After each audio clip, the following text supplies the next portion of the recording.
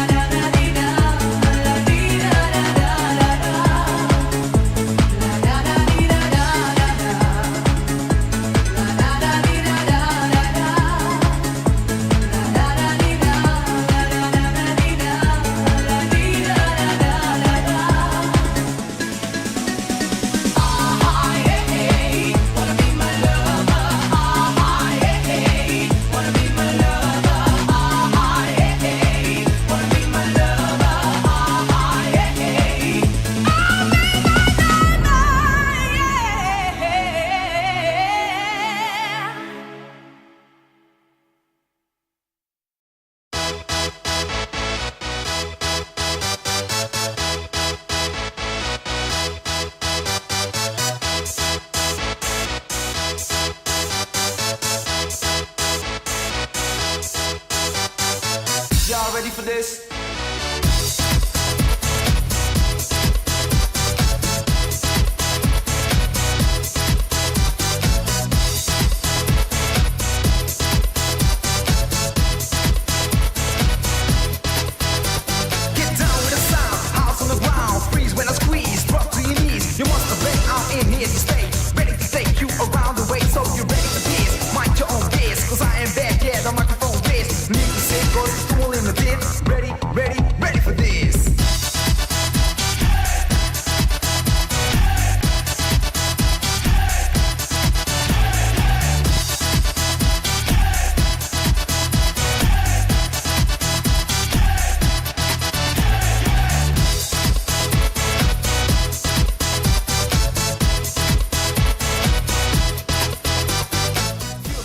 you ready for this?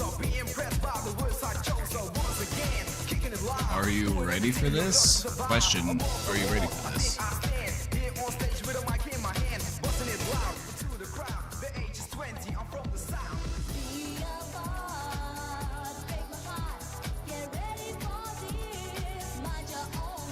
I need to know.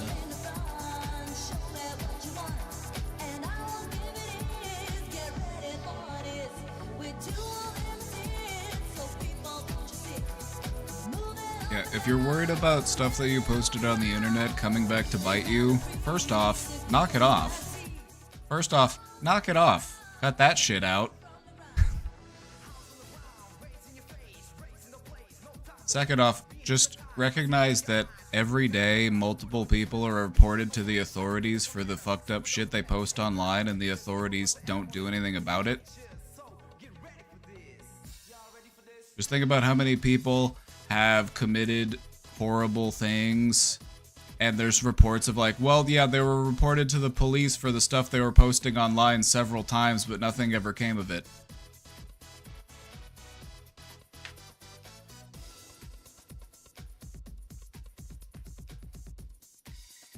So they kind of only kind of enforce on the most extreme people, you know, if they're explicitly stating like, I'm gonna do this thing on this date to this person, you know, they'll be more likely to intervene in those cases. But either way, knock it off.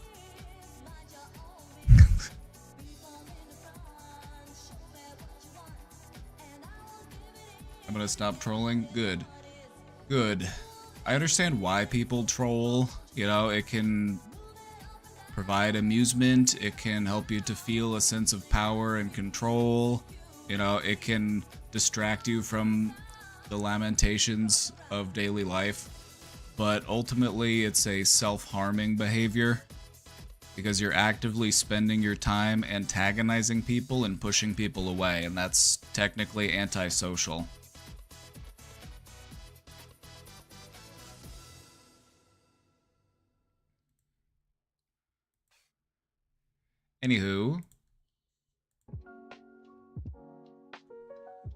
Anywho, welcome back, everybody. Welcome back, everybody. Welcome back, everyone. It's Wednesday, my dudes and dudettes and... You know what? Just dudes. Just dudes, actually, because I adhere to the belief that was instilled in me at a young age from the legendary Kel Mitchell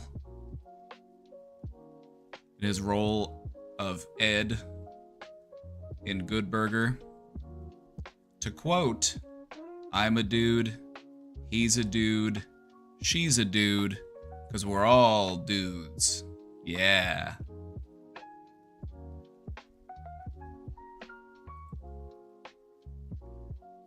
Such a good movie. It's a shame that Dan Snyder is in it. It's a shame that Dan Schneider is in Good Burger because it really was a great film.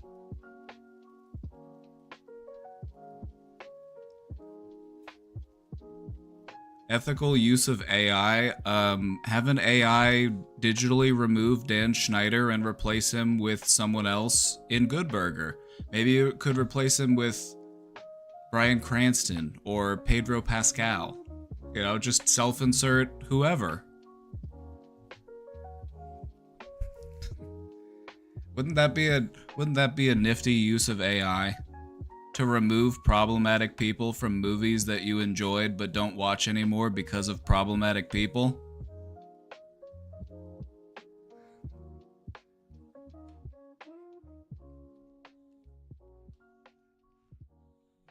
Where's the ethics on that? I need somebody to weigh in.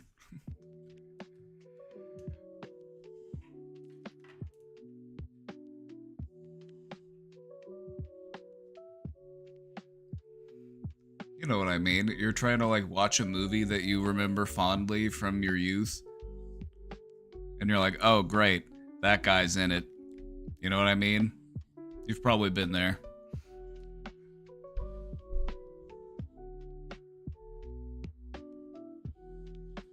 Kevin Spacey for me? Exactly. The worst thing about Kevin Spacey is that he's a fantastic actor. Which coincidentally is why he was able to get away with all of his crimes.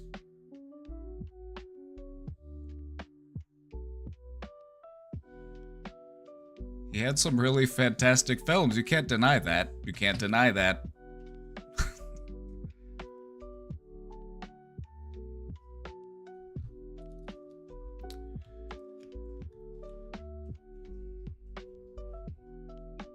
But yeah, let's just replace him. Let's replace him with the dad from Modern Family. Let's replace him with, let's replace him with Peter Griffin.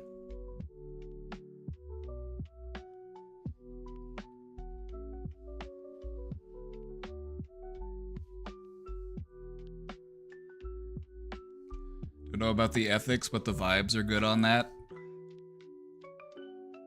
I'm gonna have to let that one... I'm gonna have to let that soak in for a little while. When ethics and vibes clash.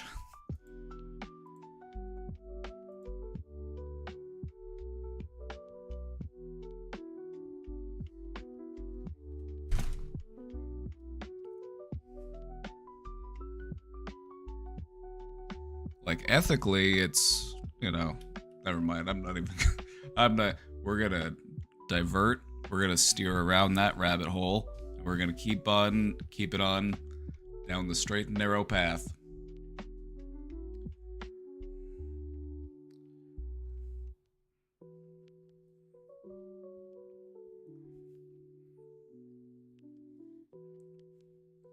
Let's put on my headband, it'll help me focus.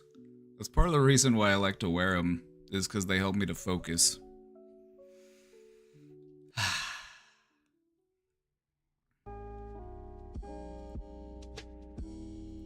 Chat, we got a real banger today. The discussion and the presentation that we'll do today has the potential to be an all-time banger, I feel. We're going after a big topic today. So it's a focus band. Yes, it increases my chances of landing a critical hit.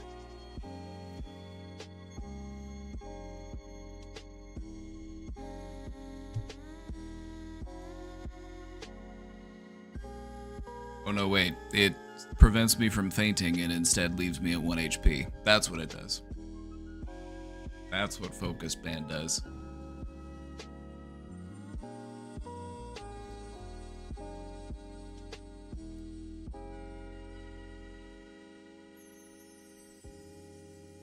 This is a pretty big topic. I'm just sitting here contemplating the weight of it.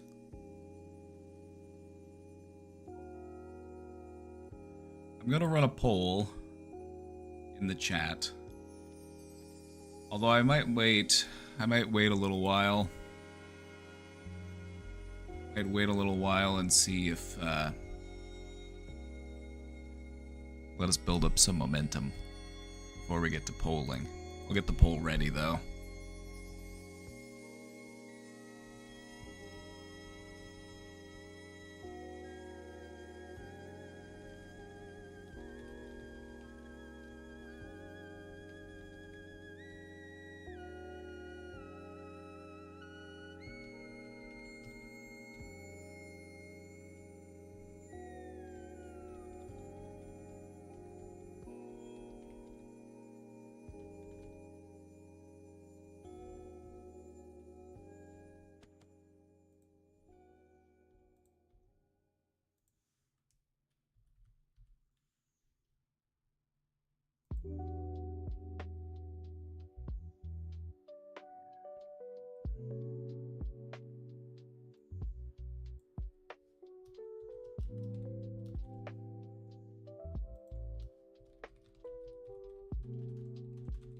This is gonna be a good poll. Hold on. Check this shit out.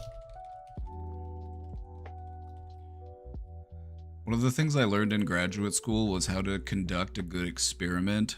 And so whenever I get to like put a poll together, it's like, hee, I know how to do this.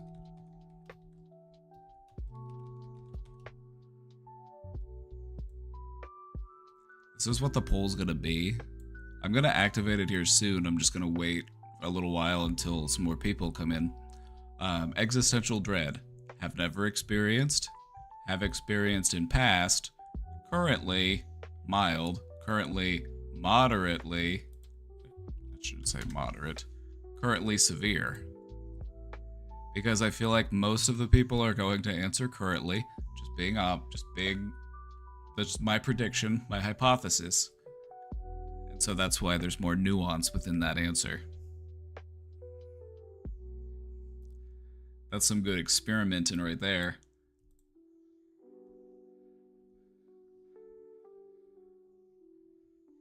I'm sure my professors would be very proud.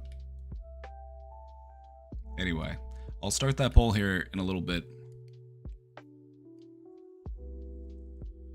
We're taking time to collect the homies. We've put up the signal. The beacon is lit.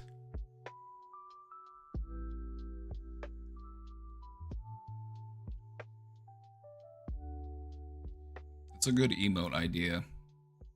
I should have an emote that's just a beacon. A lit beacon. That way when we light the beacons, we can light the beacons with emotes.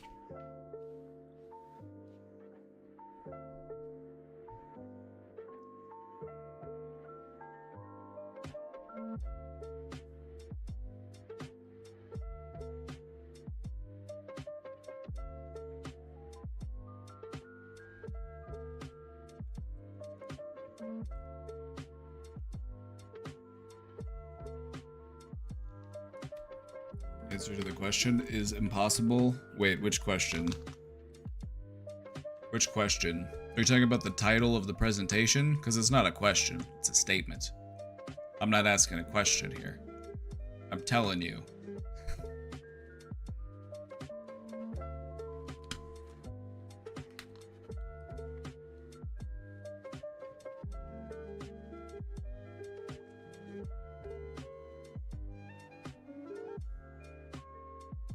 This isn't a hypothetical, how could this possibly be conceivable that someone could come to terms with existential dread? It's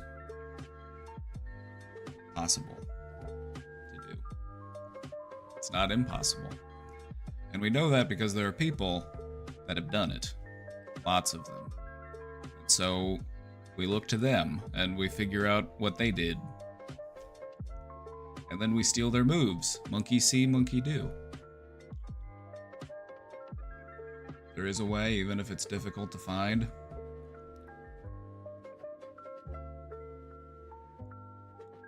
I agree that it's difficult, but I would also add that it's not as hard as you think it is. Because part of what makes it so difficult to overcome existential dread is our own ego. Our own sense of self-importance. I have a hard time existing in such a big universe when I'm such a little bitty bean. If you can get over that, you're pretty much 99% of the way there.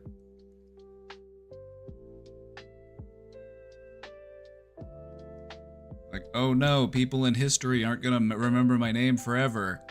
Oh no, I'm not going to leave a lasting mark that affects the entire species for the duration of our entire existence. Oh no, I failed. Life is pain.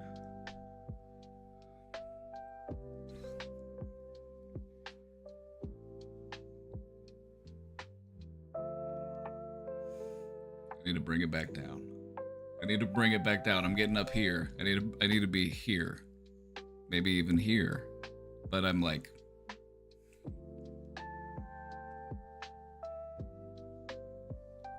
I just want to help make a difference right now for people, and that's the most important thing that you could be doing.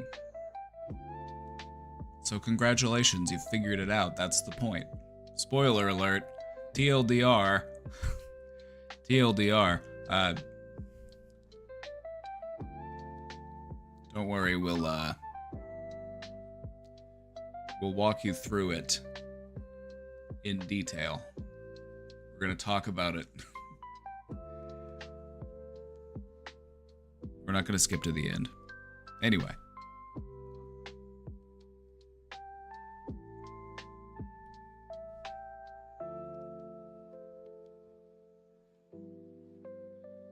all the infinite things that could possibly exist, isn't it weird that we are this way and not some other kind of thing? Yep. Pretty cool, right?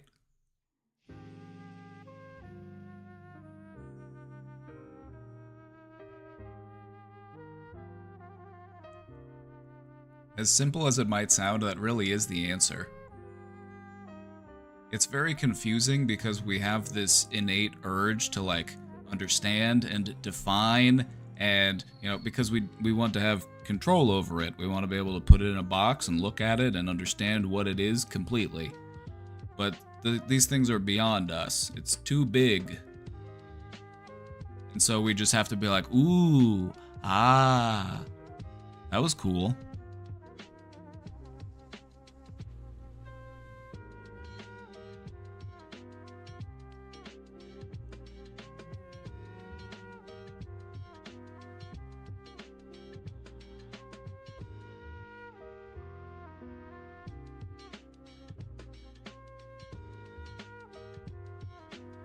Sounds like it's correlated to unlearning the fixation on hyper-individuality.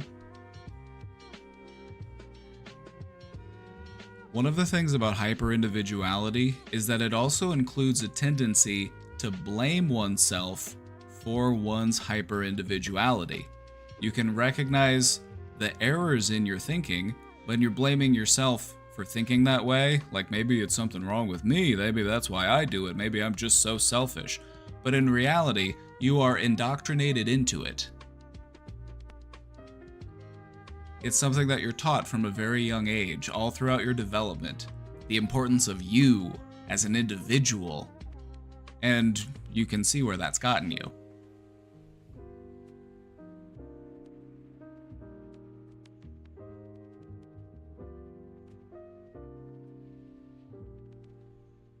So you mean to tell me it's not normal to have deep panic attacks when I think about death and the literal end of the universe, even with a momentary comment?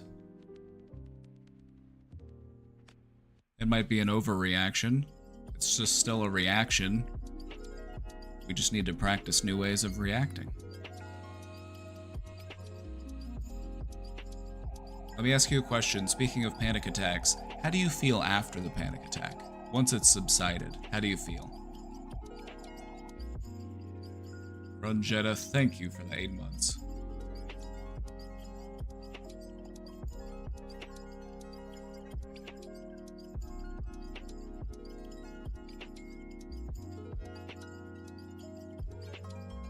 Relief for me personally, it's similar to that feeling of relief you get after you puke. Not to be gross and talk about puke, but we're gonna be talking about puke for at least the next few seconds. Puke. It's that feeling of relief. You have all of that pain and discomfort and that, oh god. And then you get it all out. And then it's like, whew, I feel kind of good now. Part of why that happens is because your body has returned to homeostasis. You've been feeling very stressed, very agitated. And whenever you have that relief, your body is able to balance itself out, both physically and neurologically. And so, with panic attacks, you're basically producing a lot of adrenaline out of nowhere. And that can be very overwhelming, because adrenaline is the get shit done chemical within your body. It's like, oh shit, I need to dodge that cheetah. I need to get out of the way of traffic. I need to put out this fire. And so adrenaline, very snappy, very fast acting, because you need it to be. And it can really rile you up. But then, in order to level yourself back out, your body will release noradrenaline, which will kind of balance the scales. And so, after the adrenaline subsides, you're kind of left with that feeling of like a return to balance and normalness.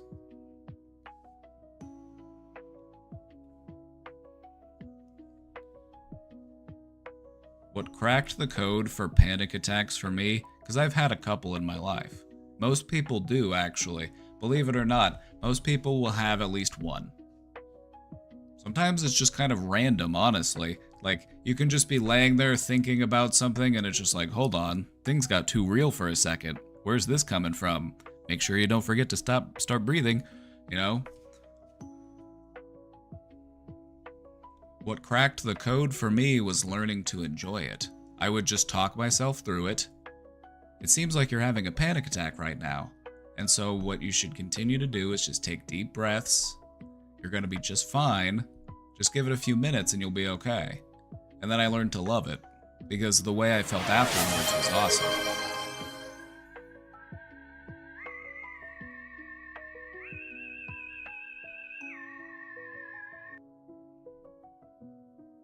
So Tyleus with the 5 gifted.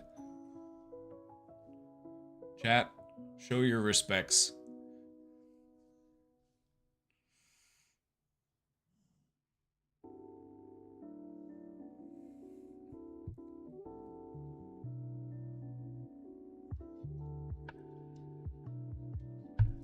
I suffered with panic disorder for years, and a few years ago I managed to all but annihilate it by teaching myself to embrace it and ride the wave.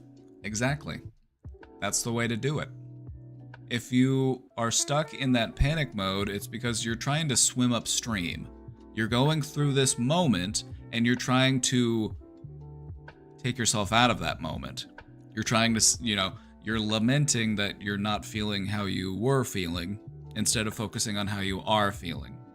So that you can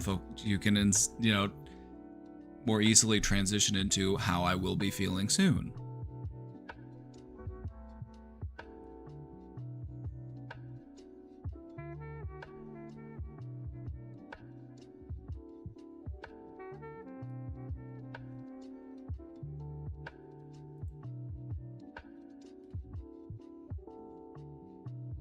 Taming the tiger within.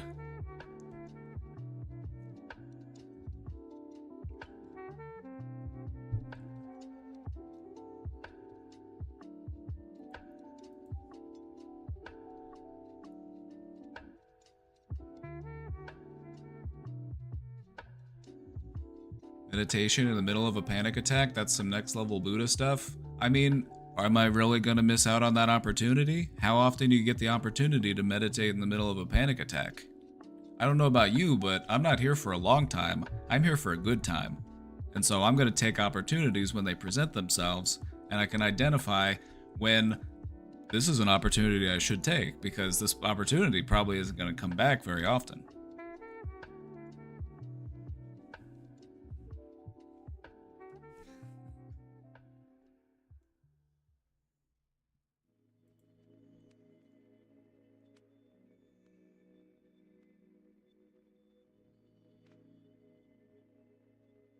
Part of the reason why panic attacks are so overwhelming is because normally when we feel stressed, we try to flee the moment that we're in. We try to distract ourselves. We'll binge. We've got all sorts of behaviors that we use to, redirect ourselves when we're feeling stressed. But with a panic attack, it's like, no. It's like, you're not going anywhere.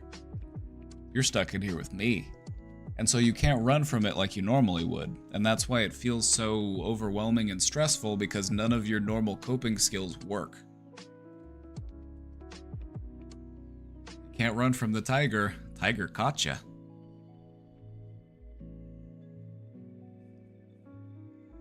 Meditation is not easy for me. My brain just starts spiraling more because I can't shut my brain off. What if I told you that the idea that meditation is about shutting your brain off is a misconception? What if I told you that's just one way to meditate? It's less about shutting your mind off and just watching from a observer place of what your mind is doing.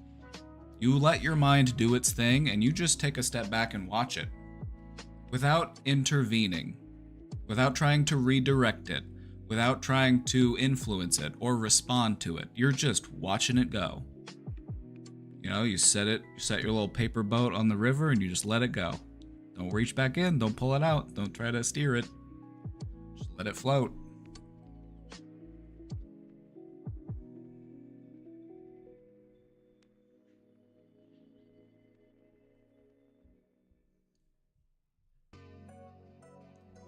It's not coping skills. It is that I am situationally stuck in life financially and physically, and I don't know how to get out of here. Who do you need to ask for help? Because that sounds like a situation that's too big for one person.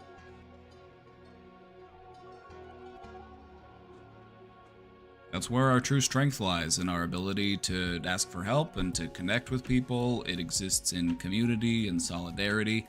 And so, if there's ever a problem in your life that feels like this is just too big for me, and you're banging your head against the wall trying to get over it or get through it, find a friend. Use one of your lifelines. Who wants to be a millionaire? Phone a friend.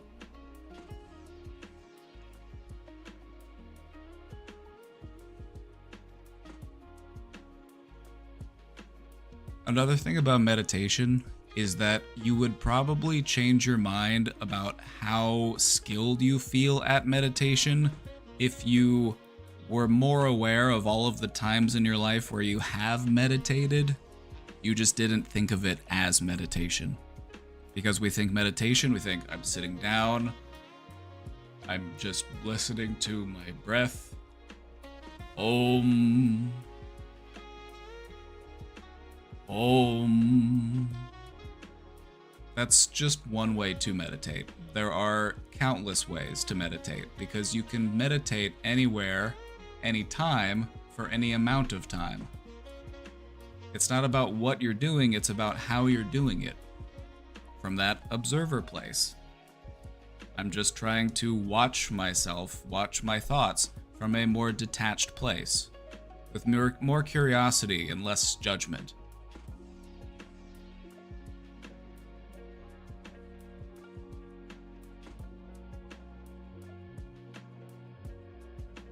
You can meditate while walking, you can meditate while driving, you can meditate while in the bathtub, you can meditate in the shower, you can meditate while sitting outside watching the sunset, you can meditate when you're laying in bed trying to fall asleep, you can wake up after you wake up in the morning and you're thinking about, what am I going to do today?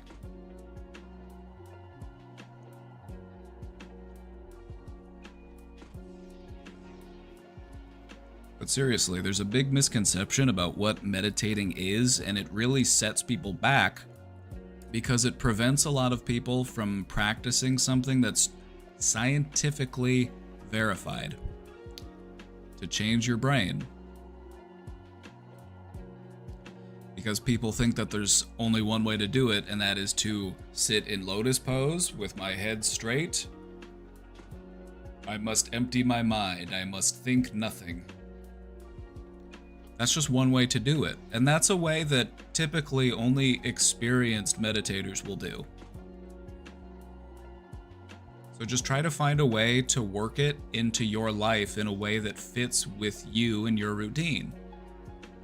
You're standing outside the microwave, and you got a burrito in there, and it's gonna be 2 minutes before the burrito's done. You can stand there and just meditate for 2 minutes. Just close your eyes and just focus on your breath. And then you wait for the alarm to go off, and then you eat your burrito. After it cools down, of course. Don't want you burning your tongue.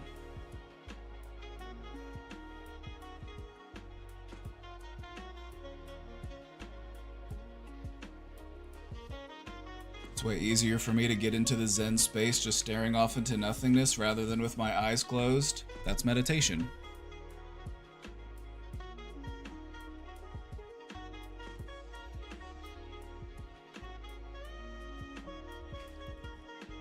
Another misconception about meditation is that you have to do it with your eyes closed. But anyway, I feel like if more people understood what meditation actually is, then more people would do it and more people would see how good it can be.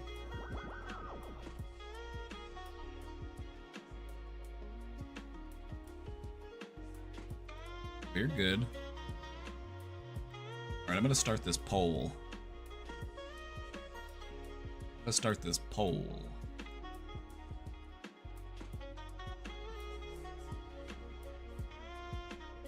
I just need to see where we're at. I need to see where we're at so that I know how to cater my approach.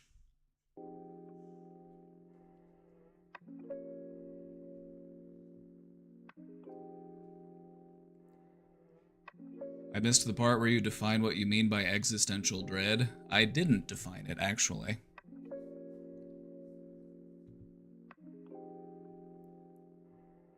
So go ahead and just approach it with whatever your definition is, because it's probably close enough for the sake of this poll.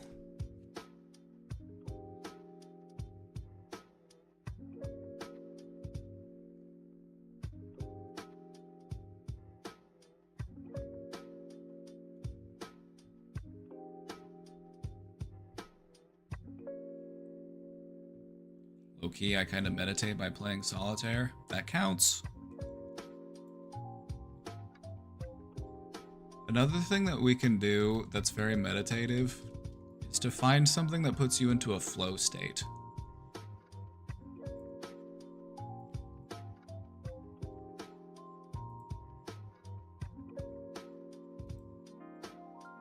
A flow state is when the challenge is high, but you also have a high amount of skill.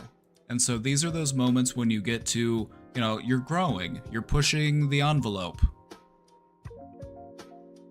You have attention and enjoyment.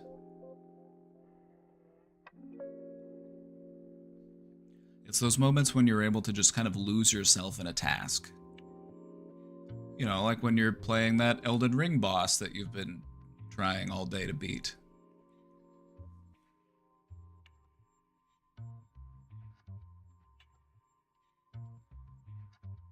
Can't just choose to find something, you have to go through the endless tedium of looking for something, even if you're lucky, maybe you find something. Okay. I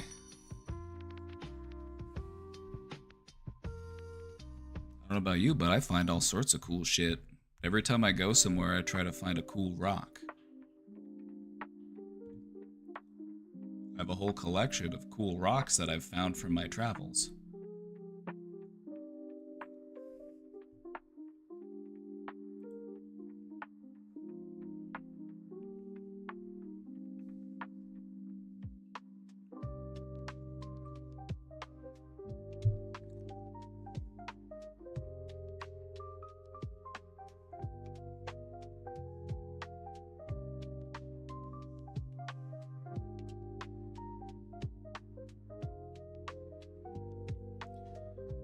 Games help me so much to get into that flow state. If you're a gamer, gaming might be a flow state activity for you. It might also be a relaxation skill for you. Like maybe you're playing like a cozy game and the challenge isn't super high, but you're good at games. And so that's relaxing. I think this is why a lot of people like gaming, is because it tends to be more on this realm. You know, you're either in that flow state, like when you're playing Helldivers 2, you're in that control state when you're playing Mario Kart, and you're in that relaxation state when you're playing Stardew Valley. Now, if you're finding yourself in the bored or apathetic or worried or anxious, you know, maybe you need a new game.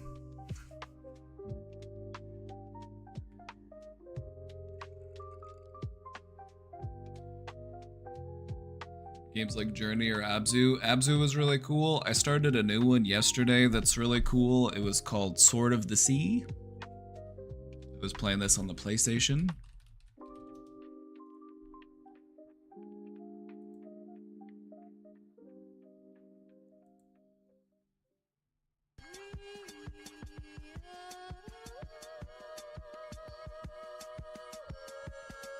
You ride around on a sword and you're like surfing around, and you're helping to bring water back to the desert.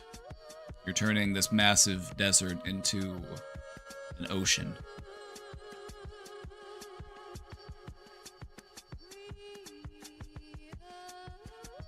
That one is by the Journey guy. That's what I kind of figured, is that it's probably by the same team that did that.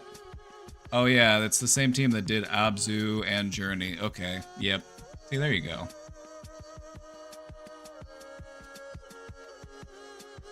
That makes sense.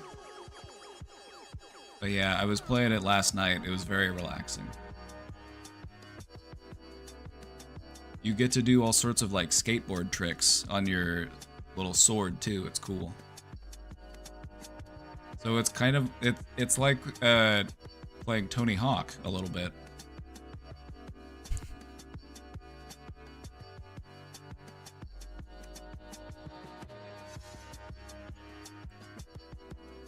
Anyway, how's this poll going? So you're telling me no one here has never experienced existential dread? I believe it. I believe it.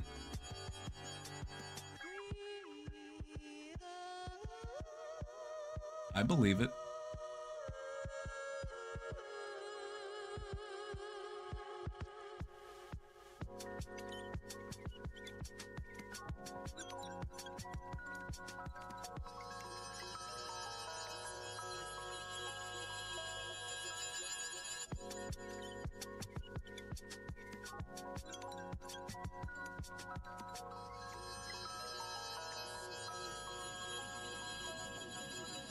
Tetris. Oh yeah, the thing about Tetris is that they've found that playing Tetris after a traumatic event can help with the processing of that traumatic event.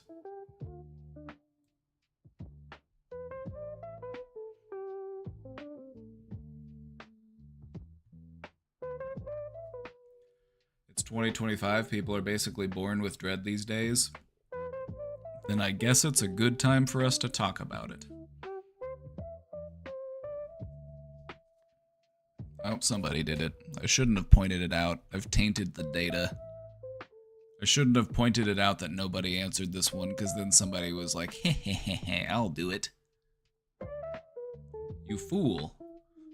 Anyway, that's just a statistical outlier, so we'll just throw that away.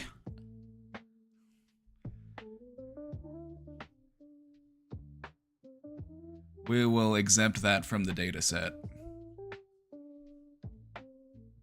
It's a statistical outlier.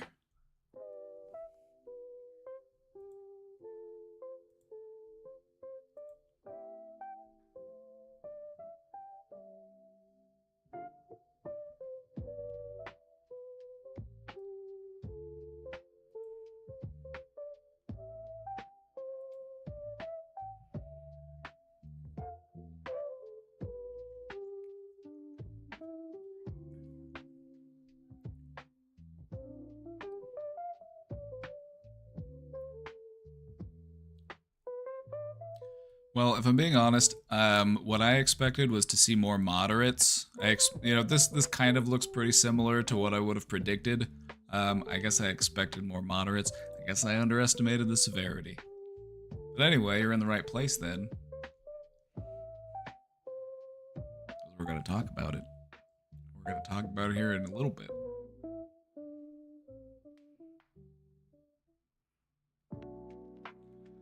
I don't know what this is. Existential dread?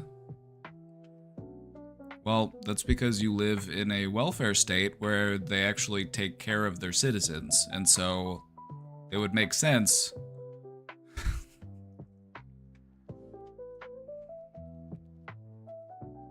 Would it surprise you that existential dread and capitalism are best friends?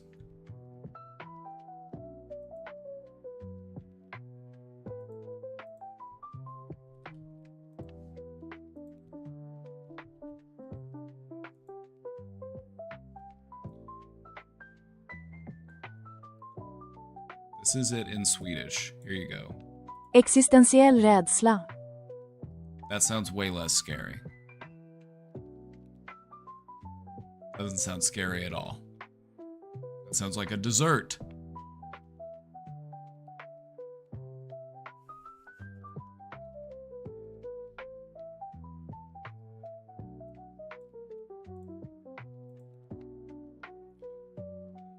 Well, there you go.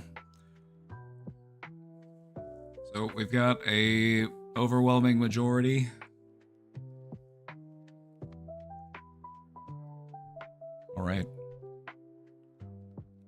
All right. So what can we take away from this? If you're currently feeling existential dread, the good news is that you're not alone.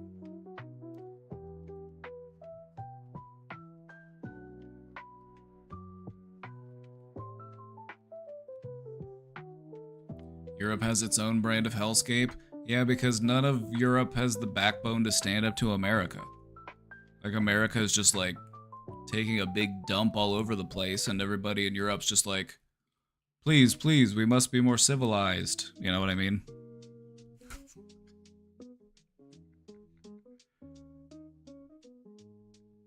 They're still wearing their, like, curly wigs and shit. You gotta cut it out with the curly wigs. It's too unserious. I get it that back in, like, the 1700s, that shit was very serious. The curly wigs, but nowadays, it's just like, you gotta get with the times. People are just gonna...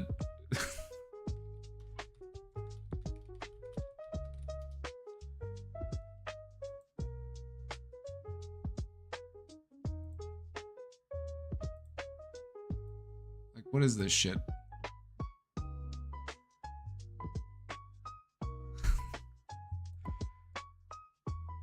Do I blame Europe, though? I can't blame... Nah,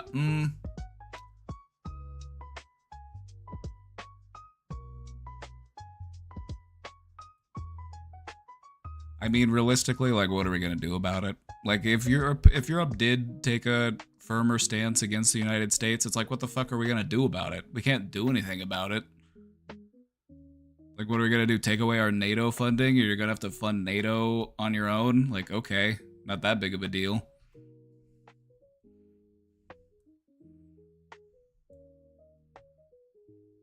I think every country is just waiting for America to take itself down. That's what China's doing. And that seems like a pretty steady bet, based on how things are going now. Like, we're just gonna wait and see. Good play, honestly.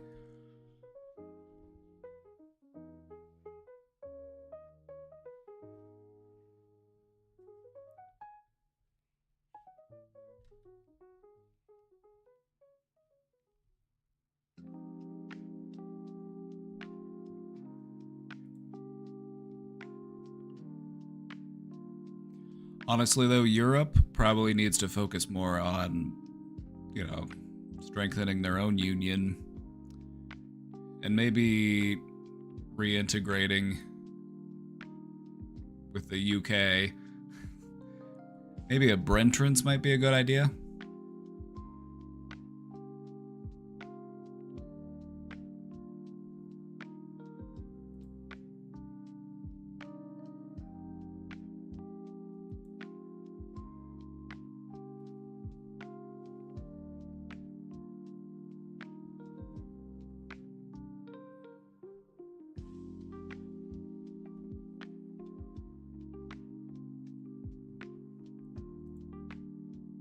Right, we got a couple questions in the box.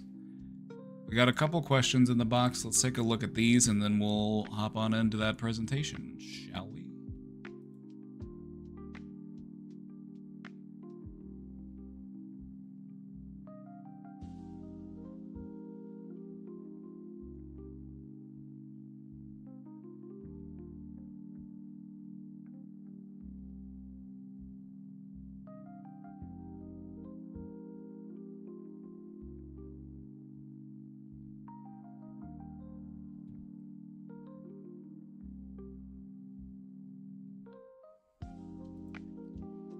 Alright, enough geopolitics.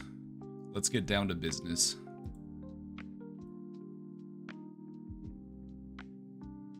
Alrighty. I just found out the shelter that I stay at is planning to close down during the day starting next month.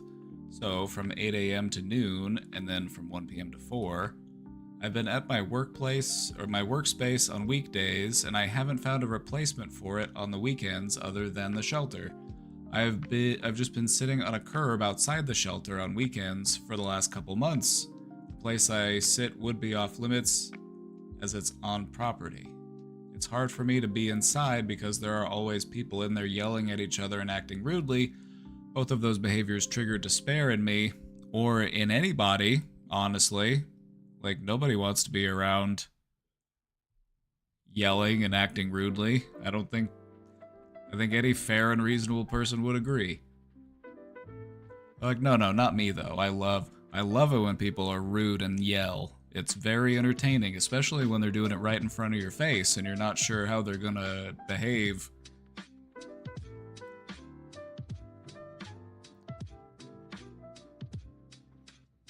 There's a housefly infestation both inside and outside the shelter, which is also hard for me to handle. Having insects crawl on me triggers my germophobia pretty badly. The shelter finally has running water during the days again, so it's been a little more bearable for the last 2 weeks, and now that might all be going away. What are your other options for where you could go? Can you come up with a list?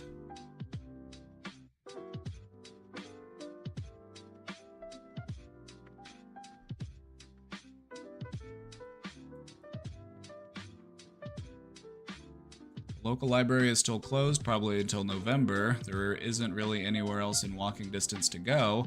Then go for a walk. Then just go for a walk instead of just sitting on the curb. Go find a park. Go find a body of water. Go find a trail. Go find some nature.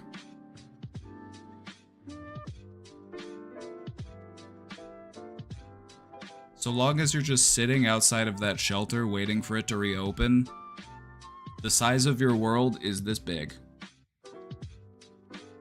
Your life, your existence is just this stressful place. So walk away from that place, even if it's just to walk. You know, just to go out there and see things and hear things and maybe even meet new friends.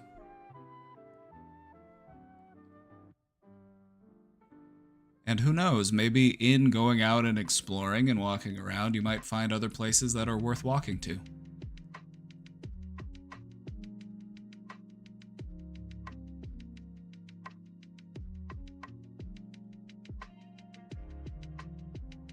One possibility is to ask if I can have access to the office building on weekends. When I inquired about this last month, the answer seemed to essentially be it's possible, but you're new here and we don't trust you. It would be inconvenient to reprogram the building access code / security system to accommodate someone here on the weekends. I'm trying to think of the most effective way to reapproach this conversation this week. Hey, have you had any more time to think about me coming in on the weekends?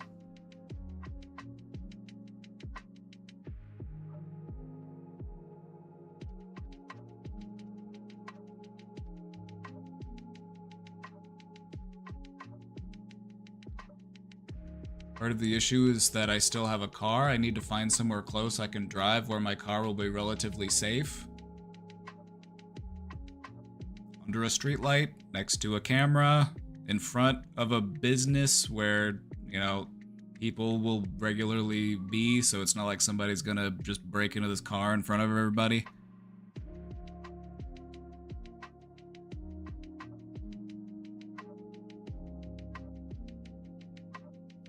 You know, like a Walmart or a McDonald's is probably a pretty good bet. Just some place that's like all over the place and they have, you know... Yeah, don't just go park it in some random alleyway or in some, you know, remote location.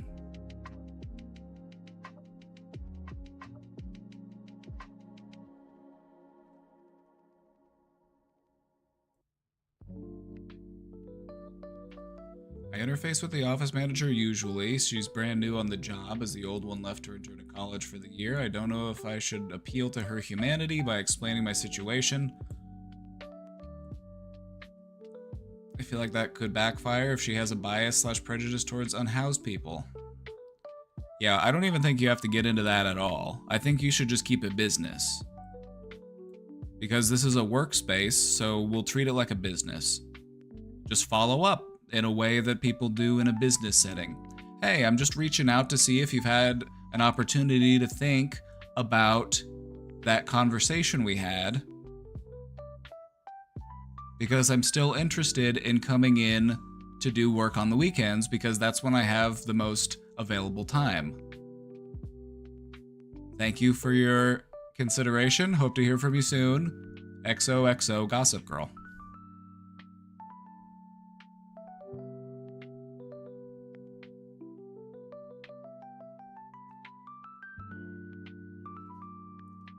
A little worried about spending all day there though, don't want security on me. The point of parking your car at Walmart is not to spend all day at Walmart. The point of parking your car somewhere relatively safe is so that you can go out and walk around. Because it kind of sounds like you're just tying yourselves to locations and forcing yourself to stay there for hours on end. We're trying to create a shift within our thinking of what shape our world is, what sort of options and pathways we can take.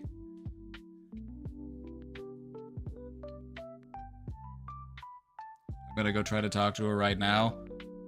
Shouldn't be anything difficult.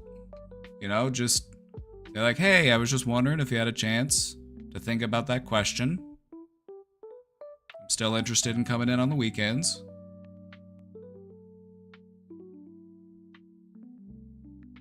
Hope you have a nice day. You know, just be nice. Being nice will be like 1,000 times more effective than just being like, I have this sob story and I need to like try to appeal to your humanity. Because when you're in like a business situation and you're trying to talk business, business-minded people don't normally like to peddle in emotions.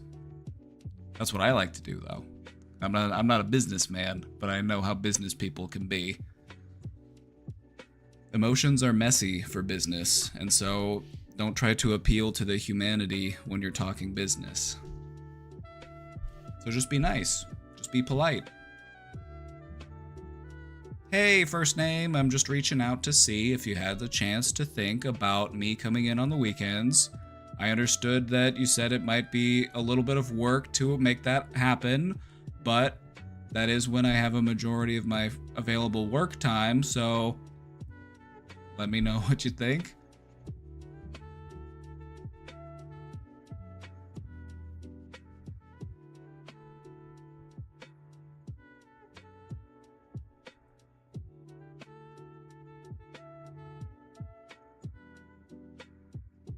I'm worried for the same reason about trying to contact the business owner. I've only met her once, and while she seemed professional, she's essentially acting as a landlord, and I'm not sure if she cares about me beyond my ability to pay money to her business. Yeah, I would just talk to the office manager because they're the one that probably actually would be able to make that happen. The other person's just a landlord, so they're just like, ooh hoo hoo, money for owning things, hee hee hee. You know, that's their... yeah.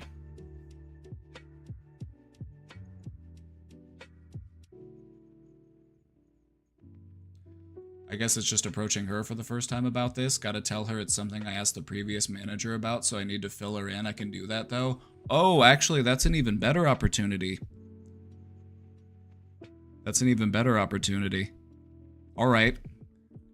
Art of the deal, Reclaw. This is a business transaction. We need to apply the art of the deal. Hey, I'm just reaching out to follow up on something that I had discussed with the previous manager. The previous manager was working to make some arrangements so that I would be able to come in on the weekends. I wanted to touch base with you to see if that's something that you'd be able to assist me with.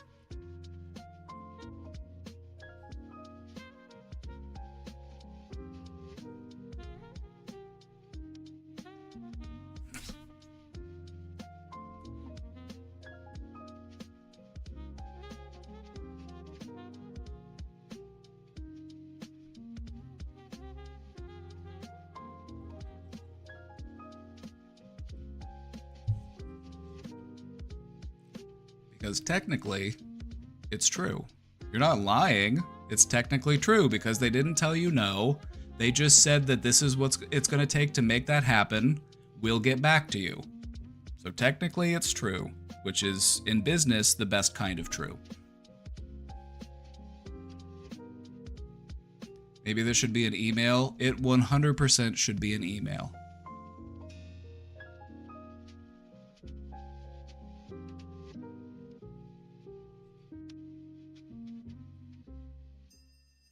The only time that you should ever try to talk to her in person about this is if it's been a little while and you haven't had a response to the email. And then you can be like, oh hey, good to see you. Hey, I sent you an email the other day. I just wondered if you had a chance to look at it.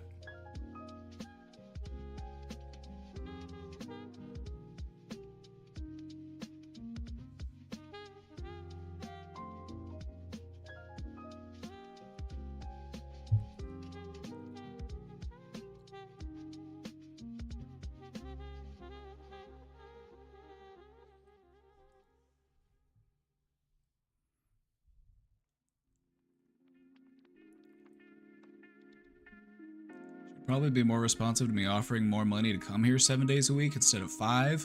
I mean, the building's just sitting there. The building's just sitting there. Who cares if there's a person in it?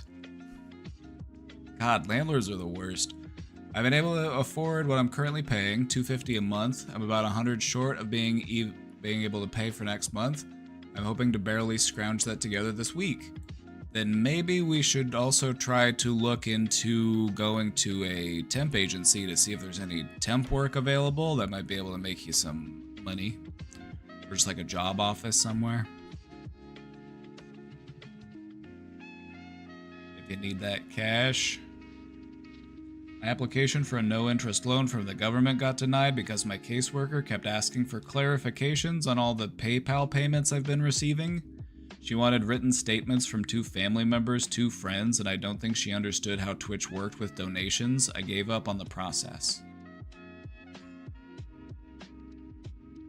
Well, that's the government for you. Focus on a specific question for you. How do I think I should approach the office situation? Which we kind of did already. I want to ask for weekend access next month no matter what. Should I take the risk of explaining my situation? My social anxiety is killing me here. That's why you send the email. I'm scared of the rejection, but if you don't try, then you're already rejecting yourself. And so if you're scared of rejection and that prevents you from even trying, then congratulations, you have secured what it was you were already afraid of.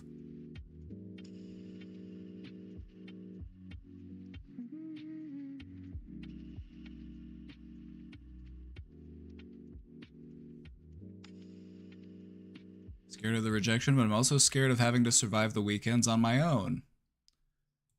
Got any good books? Any good nature areas nearby that you could go and, you know, maybe go on a little walk? Maybe go to the park? I don't like to drive because my car isn't registered, and every time I do, it's a risk that it'll be towed if a bored cop finds me.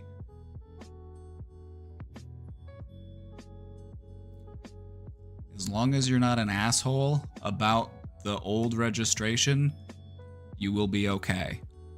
Because if a cop has to call a tow truck to come tow your car because of the registration, that's paperwork for them. That's more work for them to do.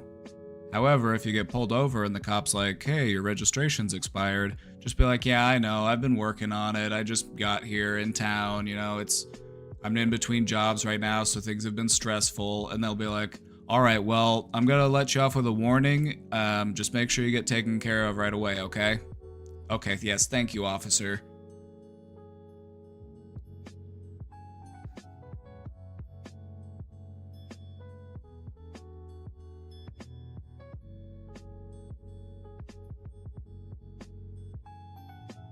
As much as it sucks having to interact with the cops, you would be very surprised on how far just being nice to them will get you, even though you want to be mean to them because they suck.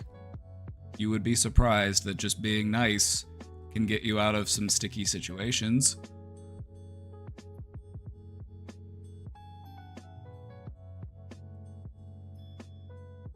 You have any other advice on asking people for help? It's hard for me too, but I've been trying to get better at it. Whatever it is that you're needing to ask help for, you know, just recognize this might not be something that I can do on my own. So why am I making myself do it on my own? Why am I making things harder on myself?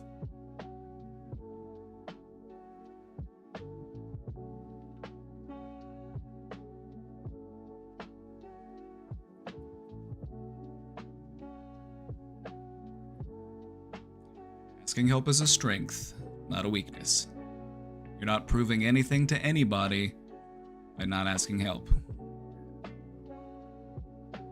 Thank you for listening and helping me as always, Reclaw.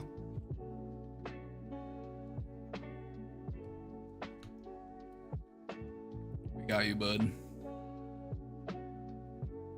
You know, just imagine a friend asking you for help. What would you say to them?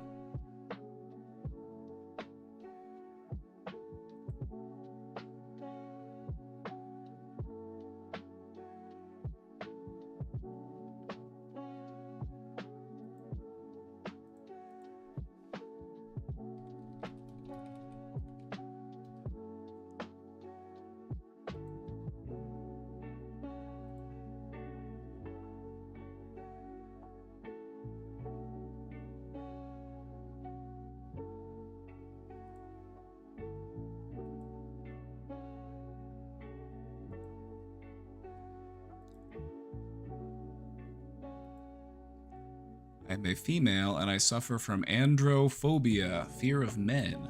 As you can imagine, this makes simply walking around in public difficult. Any advice to help? Phobias can be tricky because phobias are typically a really intense fear, and I would recommend working with somebody, perhaps even professionally, to help with that because they'll be able to walk you through it step by step. Because it is a step-by-step process overcoming a phobia. Kind of have to gradually expose yourself in a safe way to that fear as you build up your tolerance for it. It's an uncomfortable process, but it works.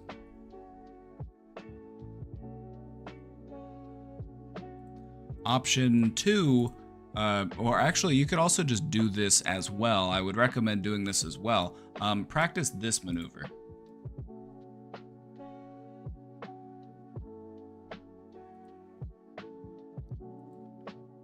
This one can really come in handy when dealing with men.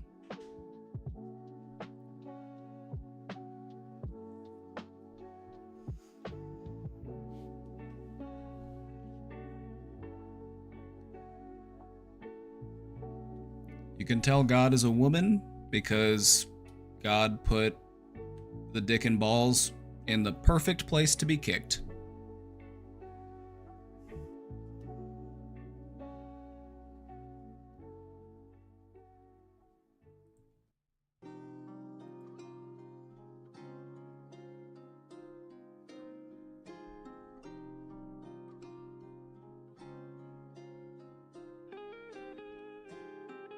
Also, there is something to be said that you're asking me, a man, about this question.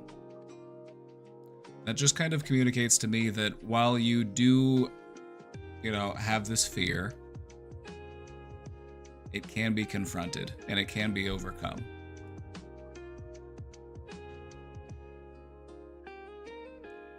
I have worked with people who have had a fear of men before. Some of them don't want to work with men at all. They would have rather, met with a female therapist, and others are okay with, working with a man in talking about those things as a way to help to confront that fear.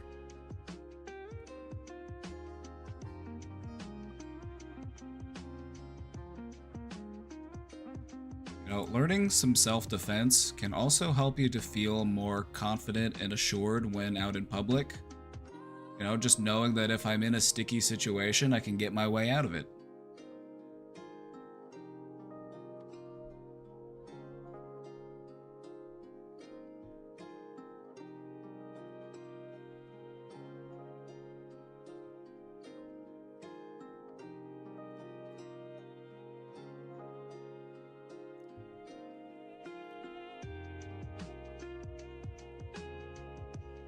Stay alert, use common sense, and you should be just fine.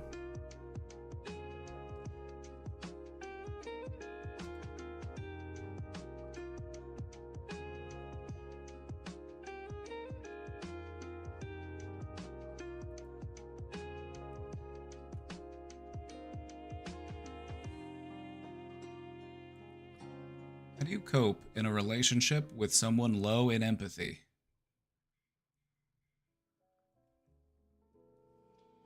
Is it something that we have to learn how to cope with?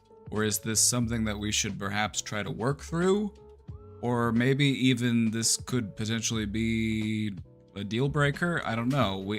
Because empathy is an important thing to have in a relationship, because if you don't have empathy for your partner,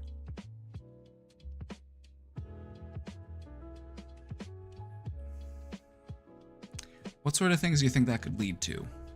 I was going to list off some, but I'm going to ask you instead.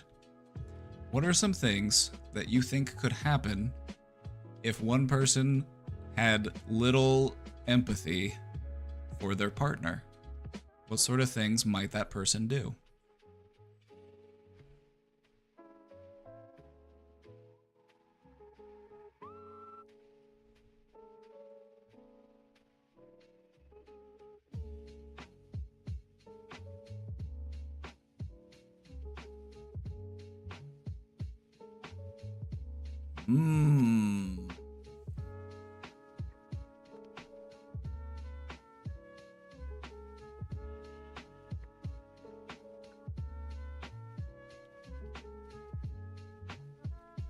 Sounds like violence to me. Could be, not always, doesn't have to be. It could be more petty than that, but it definitely could be, because people who have low empathy for others are traditionally more violent than others. Lack of empathy is a main driver in violence. This is true.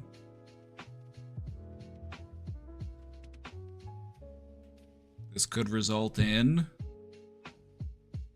Are we scratching our heads on this one? Fine, I'll tell you. You ran out of time. You ran out of time.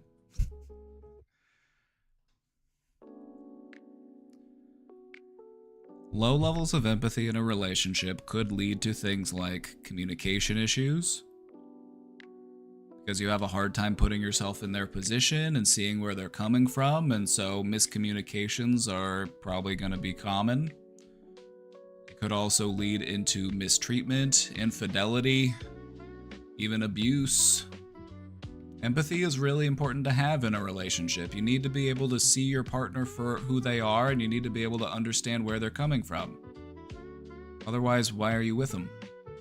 That's just what I think. Anyway. I've been with my partner for 5 years, and it's something we've had conversations about. Whenever I come to them with my feelings about life or difficult situations, left a toxic full-time job to pursue law school, I always feel that they are not always the best emotional support. When I question or challenge my decisions, like the one above, they also say that they feel misled if I were to look at other options. Am I just looking for too much agreeableness here, or is there merit in the relationship feeling somewhat transactional in the sense that it feels conditional? What sort of answers are you, like, okay. It's important that people don't always just tell us what we want to hear, but it doesn't look like you're necessarily going to him to just hear what you want to hear. It kind of sounds like you're looking for somebody who can recognize, like, that sounds difficult. What do you want to do about that? You know, you want them to be able to help you to explore your options and to come to a conclusion by just being supportive, by just showing that they're interested and that they are committed. Maybe.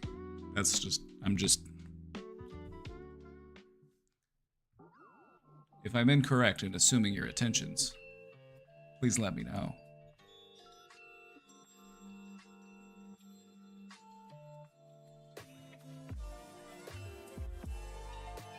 What I would say is, if you want to talk to them about it, which I would encourage you to do, just sit down and talk about it.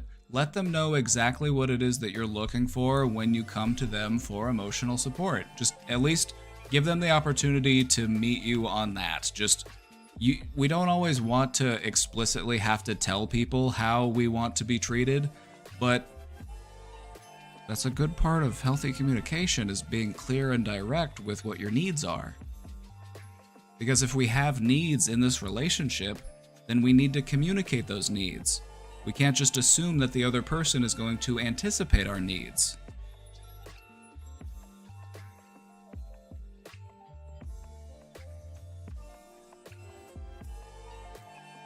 When you have those clear expectations, it can also make empathy easier to practice because now he understands the direction that the empathy needs to go in.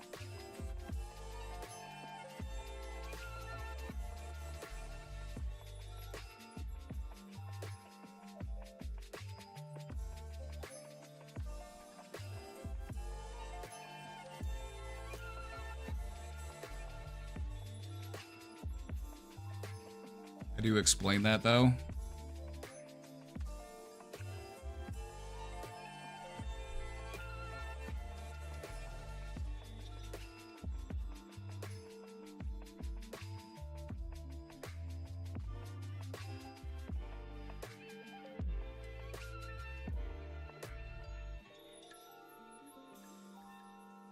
When you are going to your partner for emotional support, what is it that you're looking for?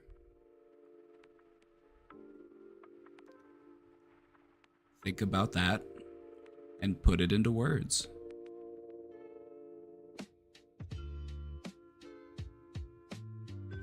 Because sometimes when people come to us, we're not sure what it is that they're looking for from us, and so we have a tendency to assume that they're coming to us in the same way that we would come to them for something. You know, like I need physical, actionable, tangible help with this thing. And so maybe you're not coming to him looking for a solution. Maybe you're just coming to him looking for support. You're not there to like have answers to your problems. You're not looking to be told what to do. You just want somebody who will listen and share in those feelings with you. Just be receptive and present. And then be willing to explore what the options are with you so that you can figure out what to do.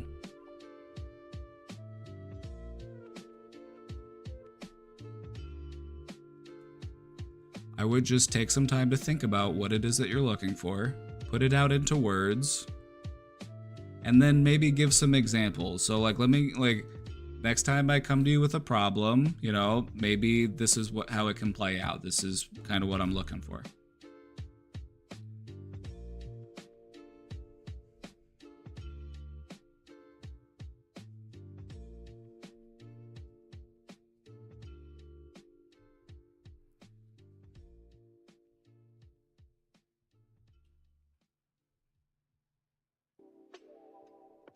Sometimes people can get a little bit defensive when we tell them what it is that we need.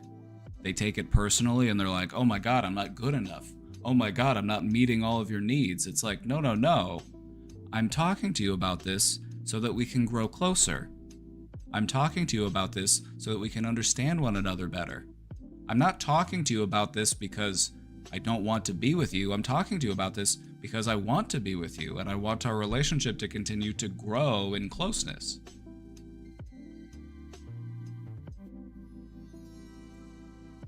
Because yeah, sometimes people will get a little defensive when you're like, you know, you tell them like what your expectations are. They'll be like, oh, my ego.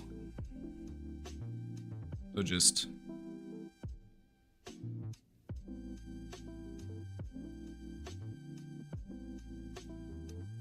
not that anybody ever wants to have to baby a grown man, but sometimes you gotta treat a grown man like a baby. It happens. Happens. All been there. Thank you. You are welcome. Chat, I'm gonna take a bathroom break real quick. And then we're going to get into today's presentation. So I'll be right back with you here in just a minute.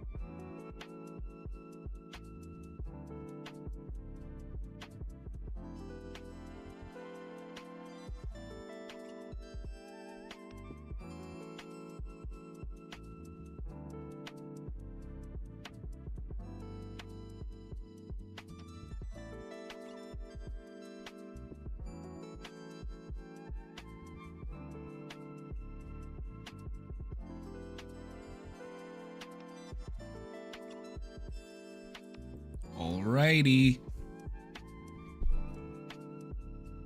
Party time.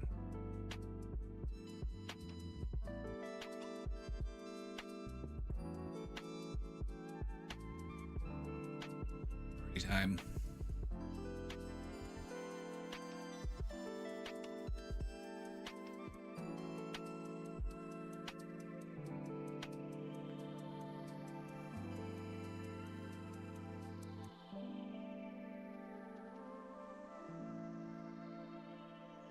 Maybe I'm just...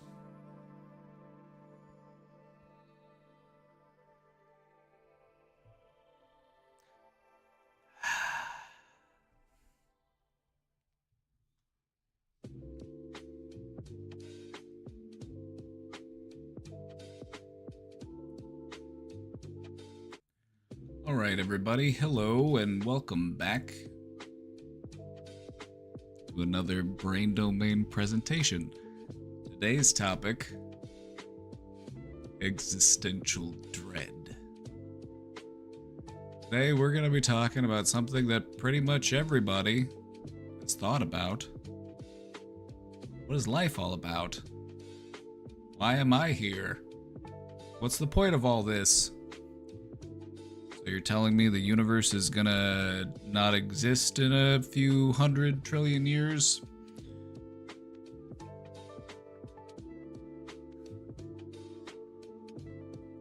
What's the point of all this?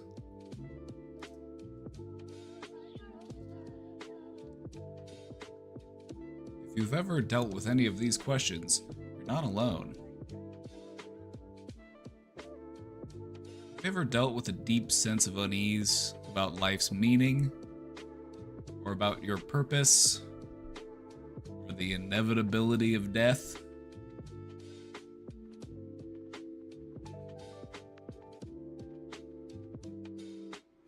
I'm guilty as charged.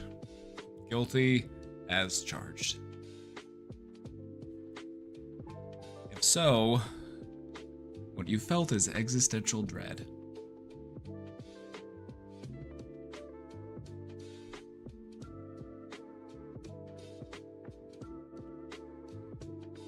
The idea of existential dread is often likened to the idea of this just gaping void. Like staring into the void of existence, that dark and scary unknown.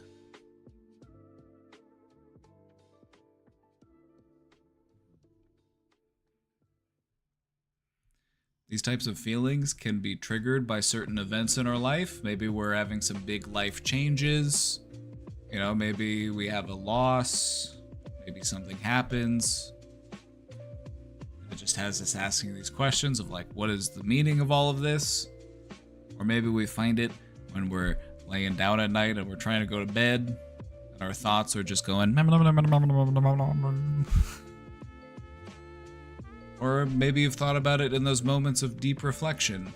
You know, maybe you were feeling philosophical and you wanted to sit down and just think about it. Why? How?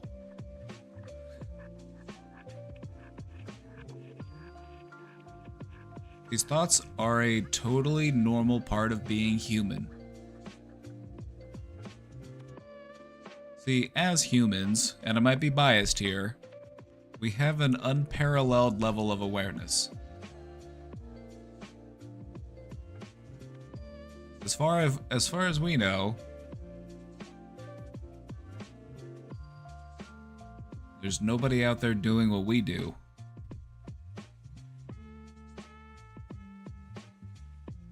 This awareness is a gift. It's allowed us to do what we do and be who we are. It also comes with a price. With that awareness comes the understanding that, oh, this isn't permanent. Uh-oh. That's a problem.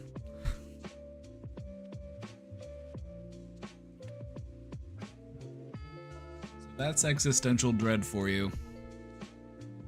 Let's get into the why. Why do we experience this exactly? Well, as we said before, one of humanity's greatest strengths lies in our power of awareness. It's how we've been able to do all that we've been able to do, both good and bad. You know, we're about 50-50. It's a major part of what has allowed us to grow and thrive as a species. However, this awareness can also come with a few potential drawbacks. Because we're so aware, we are also aware of our own mortality and of the impermanence of things.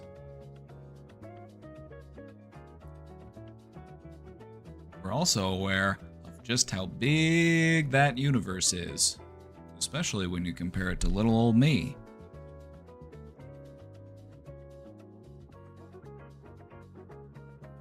This level of awareness leads to questioning, such as, what's the point of all this? Why do things happen this way? Why am I here? And so our awareness creates a situation where we are asking ourselves questions that we might not have the answer to.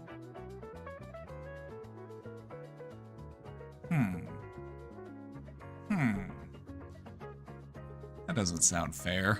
That doesn't sound fair if you ask me.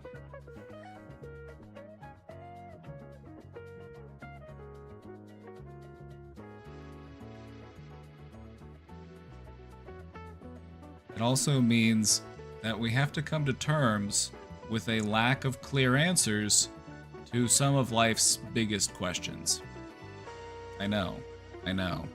A real bummer. A real bummer. You may never know who actually shot JFK. You may never know. You may never know.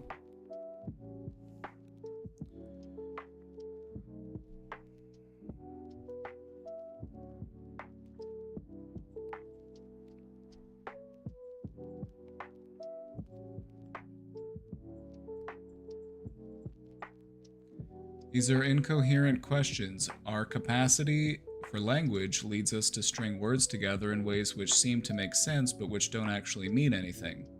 And yet I understood what you said. And yet I also don't know why you said it. So I think you've proven your point. I think we're on the same page. Anyway, I'm gonna keep blowing air through my meat hole and making sounds that vibrate your eardrums, so that you can then transcribe those vibrations into sound. Shall we continue?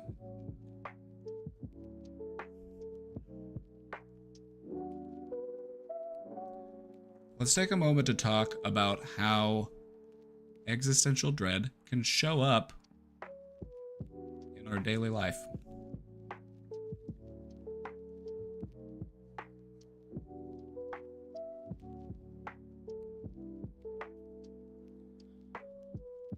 All of these unanswered questions about our existence aren't just philosophical ponderings. This isn't us just, sitting around for the fun of it, trying to figure out the answer to some of these mysteries.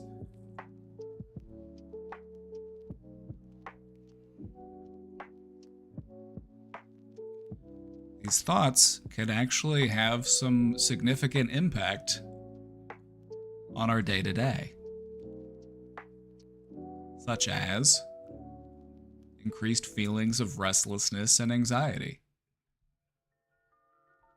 I don't know about you, but whenever I found out that the universe will eventually no wait, we'll reel it back in a few 100 trillion years. Whenever I found out that the sun was going to expand and swallow up the earth in a few billion years, I have to tell you, it had me worried.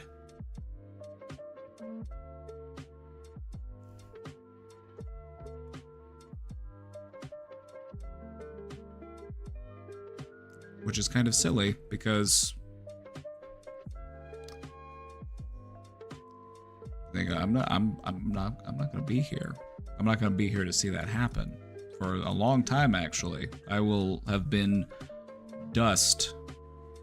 And then that dust would have been reincorporated into other organisms, which also would have died and decayed and turned into dust several times over by the time that actually happens.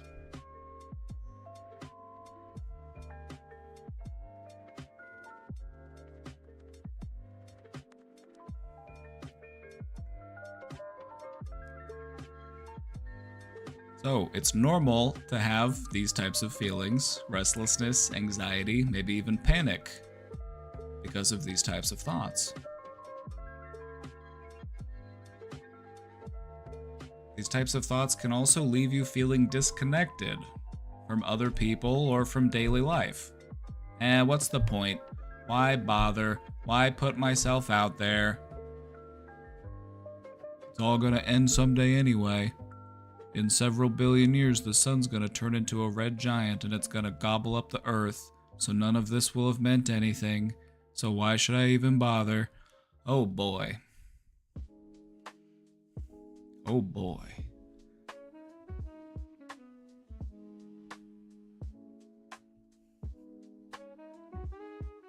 It's kind of like being on a roller coaster. You're strapped into a roller coaster and you're going on the loops and you're like,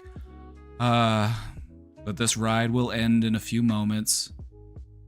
Surely I cannot enjoy the motion of being flung around because this will soon come to an end. Or being at the movies and you're like, but alas, in a mere 90 minutes this film will be over. It'll be like it never happened at all. Why bother?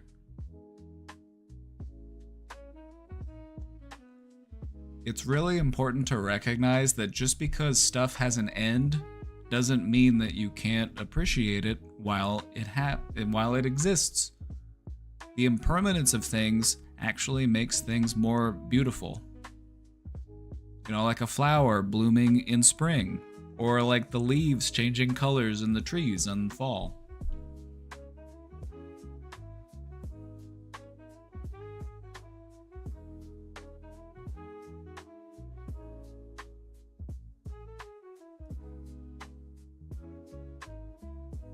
Existential dread put me into a deep depression for years until I realized that if nothing matters, I am free to create meaning for myself. Way to go. That's the way to do it. Nothing matters. Wait, nothing matters. Huh. So maybe I should take that chance. Maybe I should put myself out there. After all, nothing matters. Why not go out there and have adventures?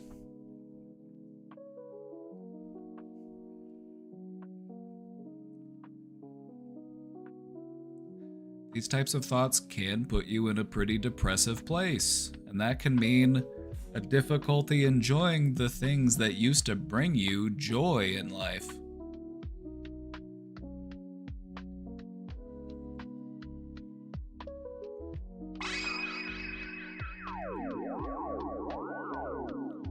Sidri, thank you for subscribing.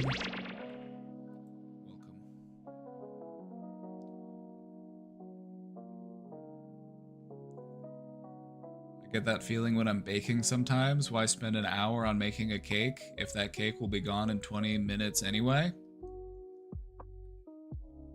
Because it takes longer to put, you gotta put the love into the cake. That's why it takes longer to bake it than it does to eat it.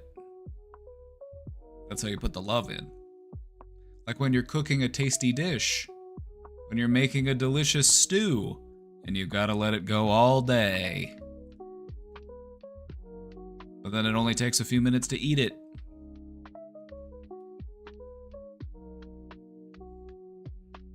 Because it takes time to put the love in.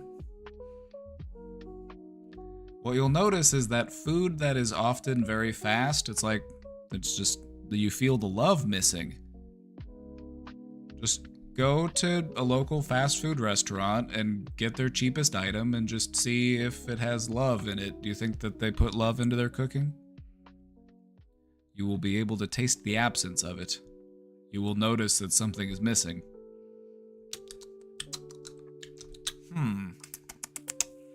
Yeah, I can tell that the person making this cheeseburger just really didn't have their heart in it.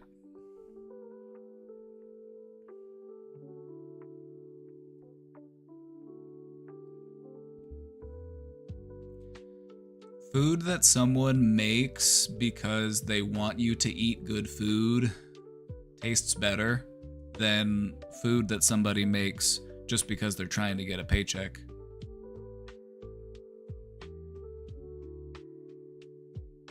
When the love of cooking comes through in the final dish, you can taste it.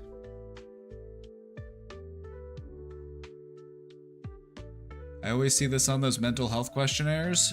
You see them because this is a very clear indicator of depression. That's why you see them this question all the time.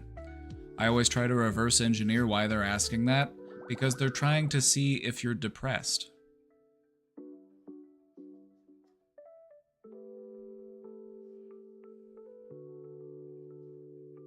They're not trying to fool you, they're not trying to trick you, those types of questionnaires are not trying to fool you or trick you. But sometimes people will go into them being like, I need to outthink them. I need to figure out why they're asking what they're asking.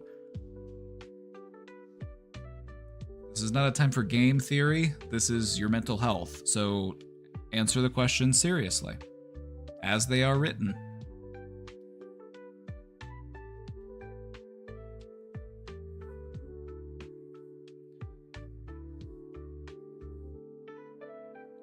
I know I'm just inherently insecure and distrustful. Well, you're working on it, so keep working on it. It'll get better.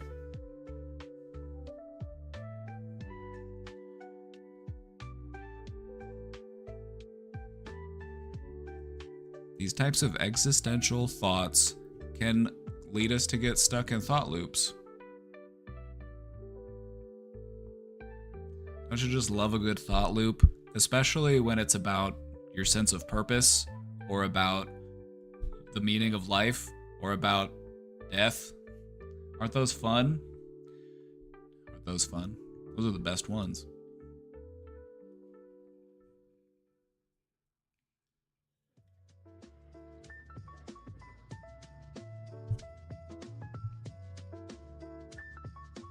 As soon as Reclaw recognizes how brave it is to sit outside of a shelter on the curb all day, they'll really be going places. I feel like most people in here wouldn't be able to do that.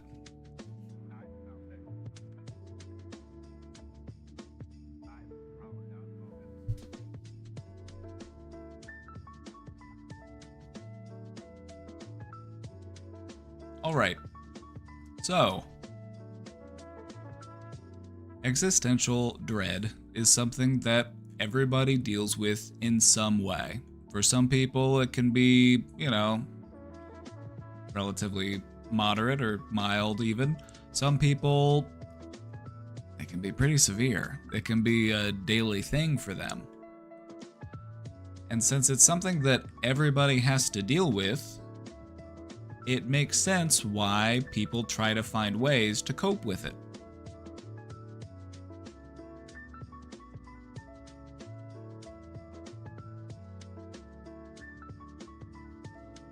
So here are some examples of some of the unhealthy ways in which we cope with existential dread.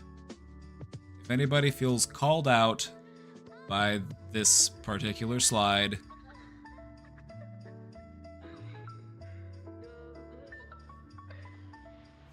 It is what it is.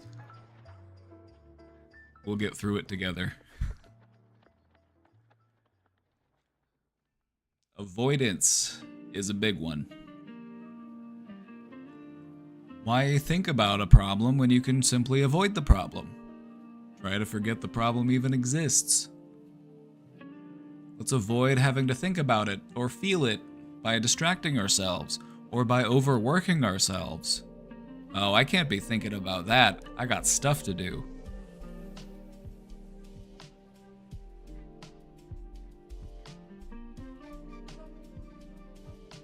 I got achievements to unlock in this video game. I got 100% this game. Maybe once I'm done with that, then I can revisit the question of, what is the meaning of life? What's that all about? Universe? Stars? Black holes? Shit's crazy.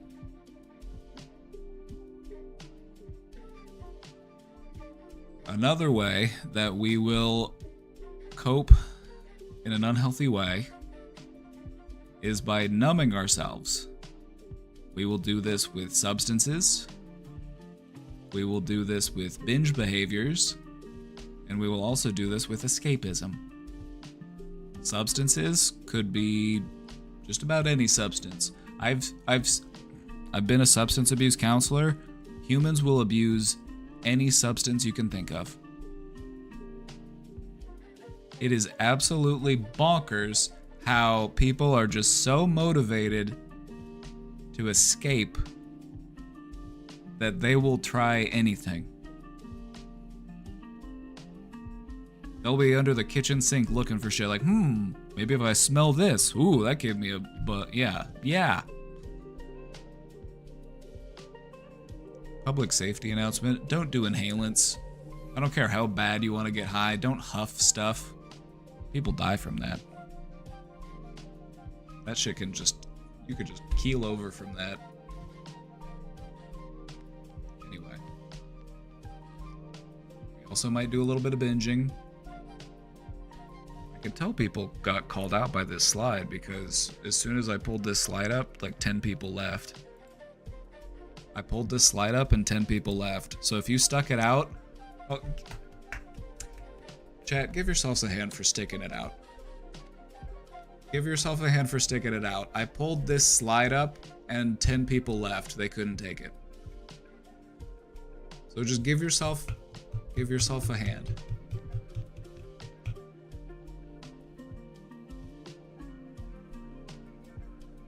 For being able to ask yourself the hard questions.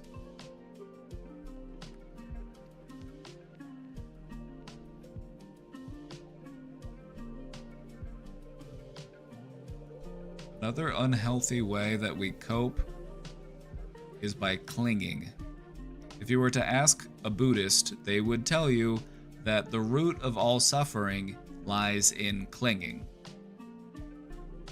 We cling to rigid beliefs. Oh, I'm such a piece of shit. I'm such a stinky poo-poo diaper baby. Or we stick to our routines. You know, gotta go to church on Sunday. Gotta make sure that I stay good in the eyes of the Lord so that, you know, I'm set for the afterlife. We do this because we're trying to maintain a sense of control in a situation where there is no control to be had.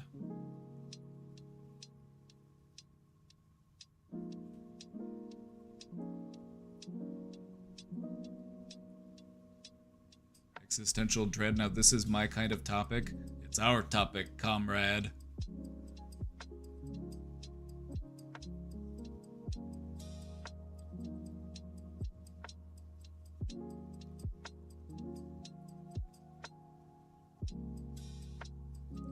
Anyway, this is just a friendly reminder that if you have rigid beliefs that are harmful to you,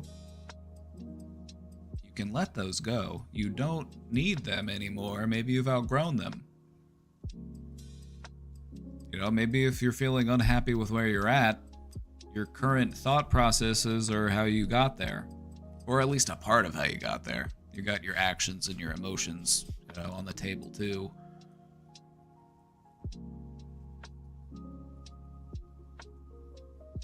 I find it's nice every once in a while to just re-examine what your beliefs are.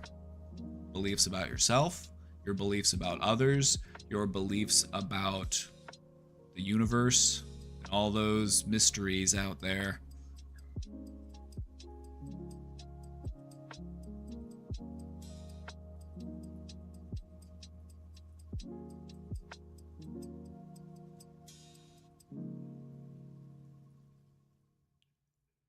Control, is it always that? When it comes to clinging, because we cling so that we can manipulate. That's why we got these bad boys. We got them grabbers so that we can cling to shit and so that we can look at it and see if it's food. So that we can climb up trees. So that we can dig holes. To be able to survive in our world, we have to be able to interact with and manipulate the world around us.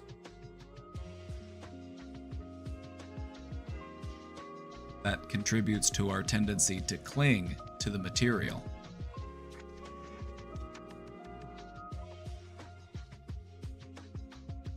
I'm in this picture and I don't like it. You're looking at your before picture.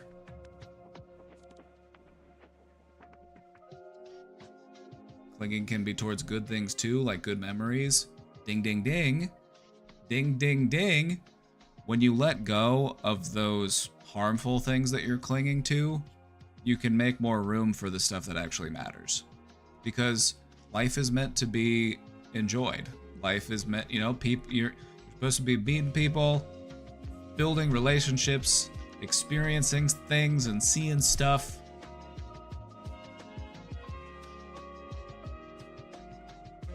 It's true, clinginess is so animal. Yeah, especially if you've ever met a raccoon. Give me that Dorito.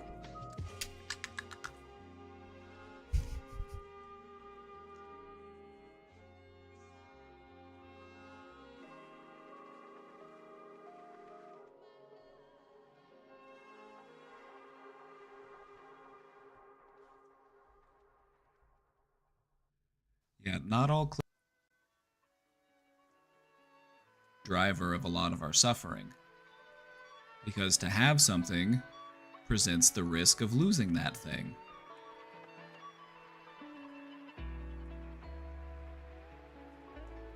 It's a very instinctual drive. Life is meant to be enjoyed. Tell the religious right that. Somebody tell the fundamentalists that, you know, I'm not even gonna point at the entire religious right on that one, because not every religion is centered around shame and, you know, chastising. A lot of them are, you know, especially if you've ever been to a Catholic service. Ooh, that Catholic guilt is real.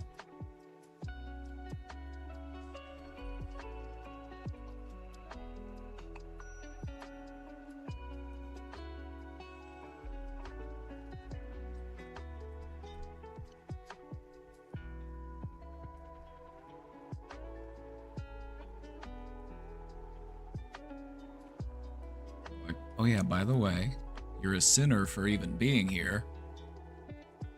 Yeah, just in being born. Yeah, you carry the weight of the original sin. So yep, you better atone.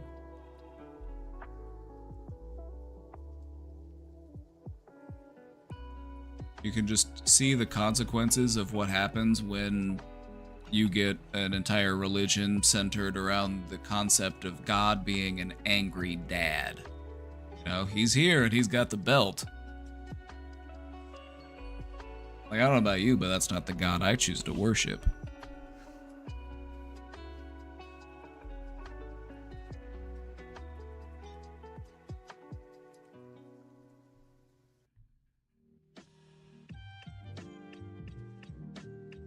Another way that we learn to cope that's not so helpful, just pretending. Just pretending not to care. Oh, that doesn't bother me. Oh, I don't give a shit. Do whatever. Yeah, that's fine. We just dismiss it as something that's just irrelevant. Meanwhile, that dread just kind of continues to simmer underneath. What's gonna happen to me after I die? Who knows? It's a mystery. Kinda freaky. Anyway, these are just some examples of some of the unhealthy ways that we cope with existential dread. So if you're in this picture and you don't like it, just remember that's the before picture, and you're in the process of getting ready to take your after picture.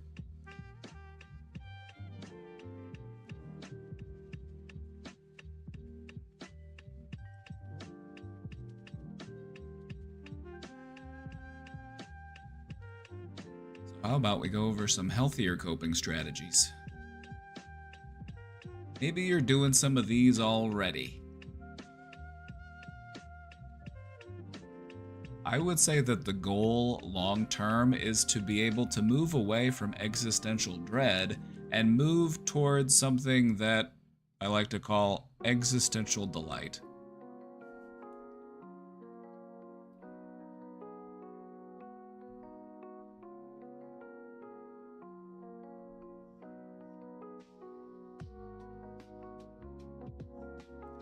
I don't think I want to. I like the misery. Well, more for me then.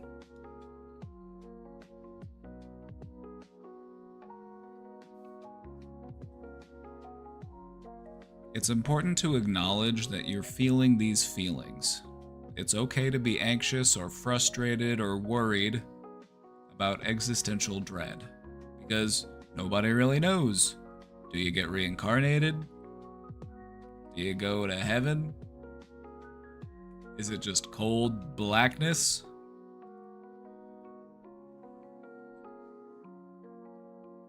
Or maybe we're just returning to wherever we came from before we were born.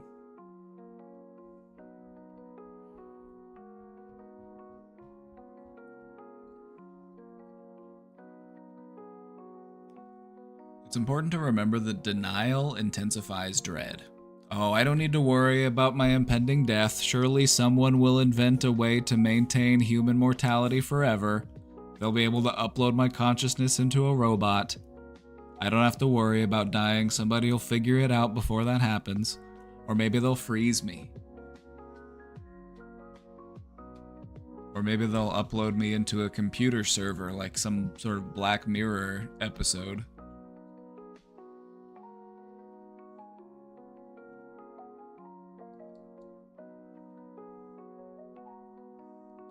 We might head back to where we came from. That's dreadful. Do you remember what it was like before you were born?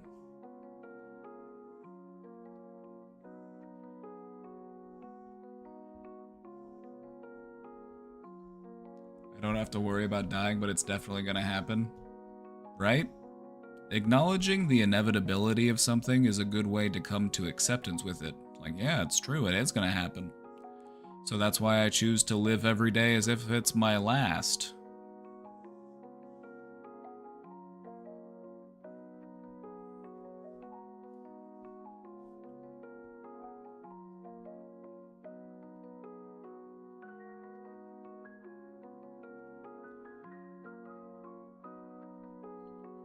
It's healthy to reframe those types of thoughts and feelings, especially if they're instilling a lot of fear and uncertainty within you, or if they're having a negative impact on your life. We want to try to view those unanswered questions as curiosities rather than just fears. Like, sure, they can still be scary. We're not saying that you have to not be afraid. You'll get there. Don't worry, you'll get there. We don't have to start with that. We'll work up to it. We're just gonna start by just showing more curiosity. Like, I wonder what does happen. It's kind of fun to think about. I I wonder if anybody has it figured out. I wonder if anybody got it right across the thousands of years of human history where we've been writing stuff down. I wonder if anybody's come close to what's really going on here.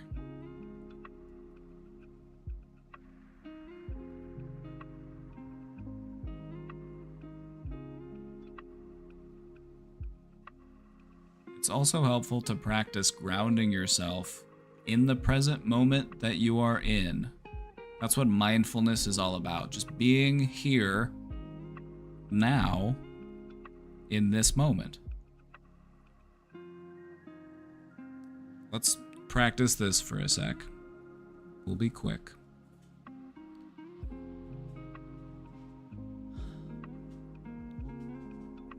How do you feel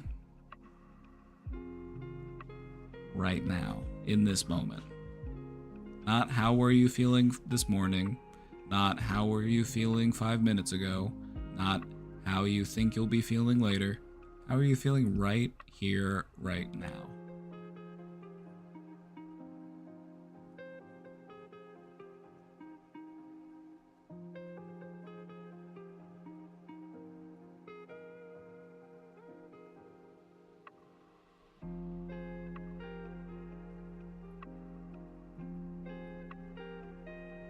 Exhausted? Oh, so you're ecstatic because you love misery. You said so yourself. You love misery and you're exhausted, so it sounds like you are doing very well.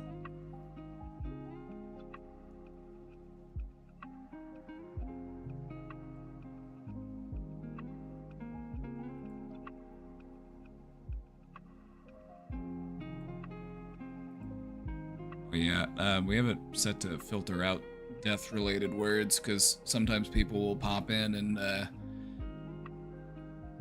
make expressions of they'll come in and they'll make expressions of like suicidal ideation and stuff, and it's just to filter a lot of that stuff out.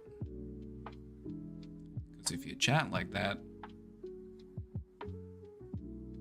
you'll get automatically banned for 30 days from the website.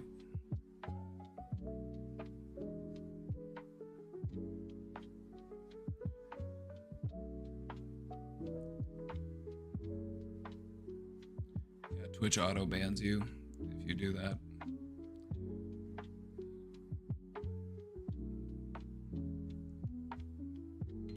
All right.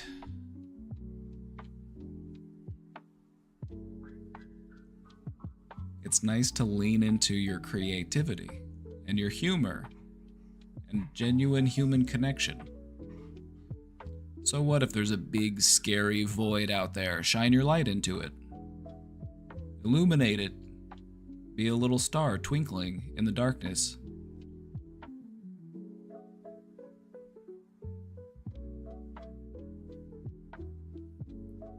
This is the type of stuff that makes life worth living, so lean into it.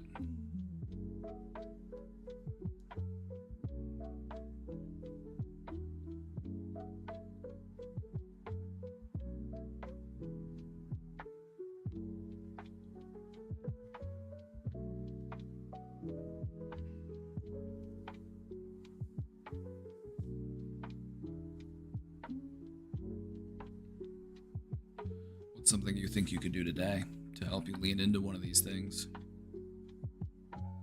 Just think about it.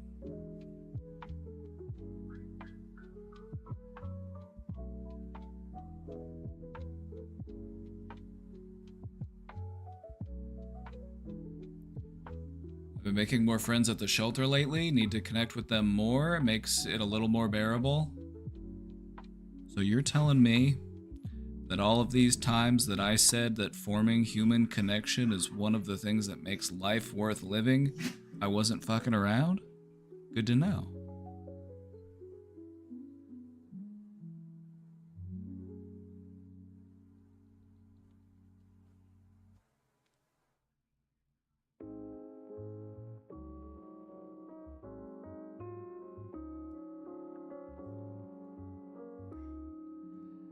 Finally, it's important to accept that uncertainty rather than trying to conquer it. The truth is, life is full of unanswerable questions. So we need to find peace with that. I need to be okay with not knowing some things. You know, what's gonna happen after I die? What's gonna happen to the world in 1,000,000,000 years? What's gonna happen to the universe?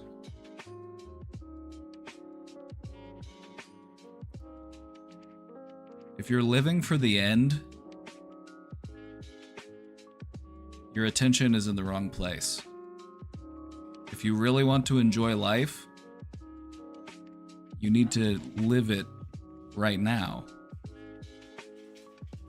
You need to be in the moment that you're in, because that's the only moment where joy exists.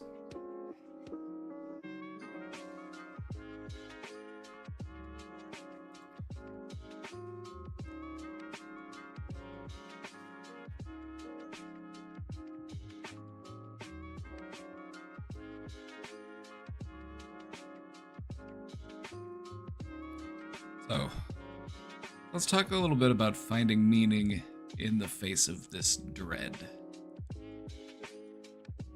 Finding personal meaning in your life, that's enough. That's good enough. As far as why there's purpose or what the meaning of all of this is, you can find that out on your own, and it can be unique and personal to you. That's enough. You don't have to, it doesn't have to be anything bigger than that. There doesn't need to be some grander cosmic purpose.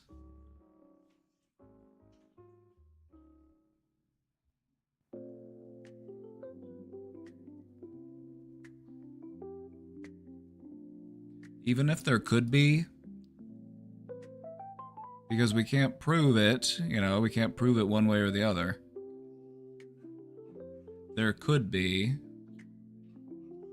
but there doesn't need to be. Whether my soul gets reincarnated, you know, whether, you know, my spirit is just a part of the collective conscious of the universe and it just gets repurposed and recycled, or whether I just, you know, turn into dust and, you know, the universe is just a cold, empty blackness and, you know, that's it. Doesn't matter. Because I'm here right now. And that's what I should be worried about. What can I do today? What can I do in this moment to find that meaning that I'm looking for?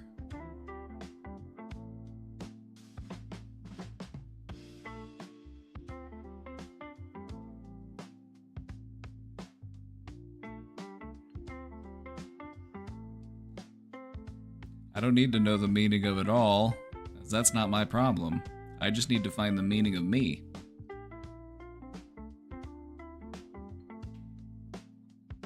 Now that I can do. That's much more manageable. Finding out the meaning of it all, that's above my pay grade.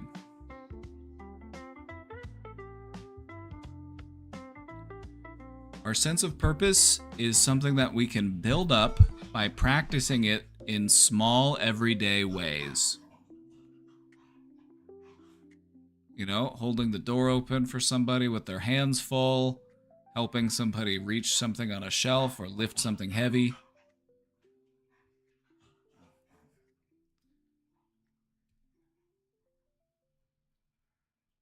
Why has it got to be cold, empty blackness? Could be cold, empty grayness. Does that work better? Are you offended by the mention of the color black? Is that why you ask?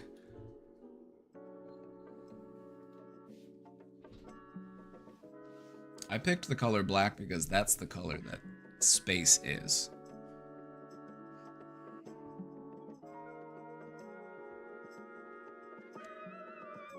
Cold, empty whiteness.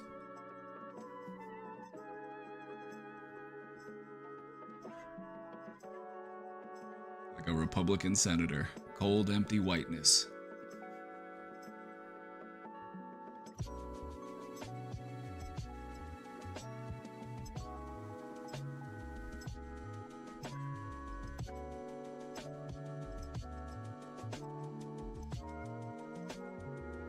Here are some ways that we can practice building up that sense of purpose in just regular everyday ways. Now, building your relationships. How do you build a relationship? Well, you can form new acquaintanceships. You can get to know people that you encounter on the day-to-day. You can introduce yourself. You can get to know each other over time. Maybe it goes somewhere and you end up being friends. Maybe it never goes anywhere, but that doesn't mean that you don't like them. You know, you just see them at work and you're like, hey, how's it going?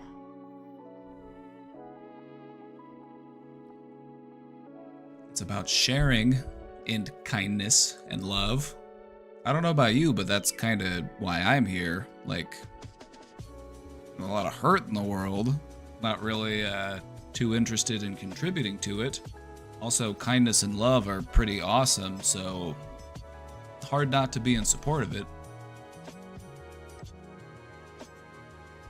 You can also practice it by just taking time to enjoy your hobbies.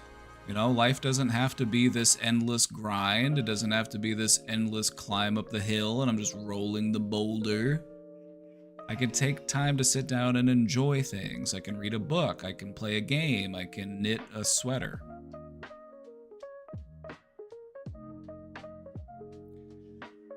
It's also about celebrating the growth that happens across a span of time, both in ourselves. Wow, look how far I've come. And in others. Wow, look how much you've grown.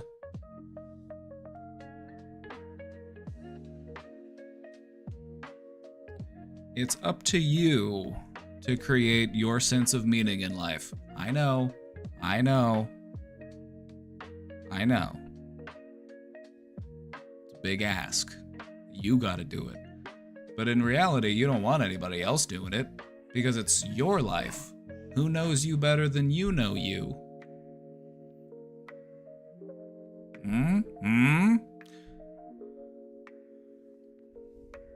It's up to you, and it should be up to you, because you wouldn't want it up to anybody else.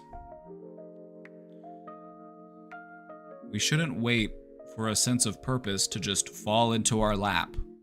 And I feel like a lot of people find themselves, you know, disconnected and unhappy because that's what they do. They're like, well, I went to school and I got a degree in this because that's what they told me to do because they said it would make money. And then I got married, and then I had a kid, and then I raised a family, and now I'm just like, well, I did everything everybody was supposed to, that told me that I was supposed to do.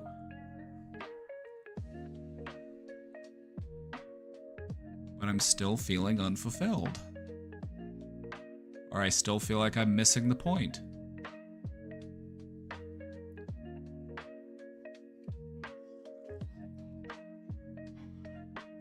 Can you imagine how much more mentally healthy we would be if we weren't chained to meaningless jobs? So that I can buy new pieces of plastic? Because my old pieces of plastic broke, and I need to buy more pieces of plastic. All of my plastic garbage is broken. I need to buy more plastic garbage. That's what it feels like most of the time when I buy something. Well, my old piece of plastic finally gave out. Time to buy a new piece of plastic. Oh, you hear that dog? You hear that dog? I'm gonna go let him out. I'm gonna go let him outside. He's... Ooh, boy. Okay, I'm coming, Atticus. I'm coming. Don't cry. Don't cry, my son. It's okay.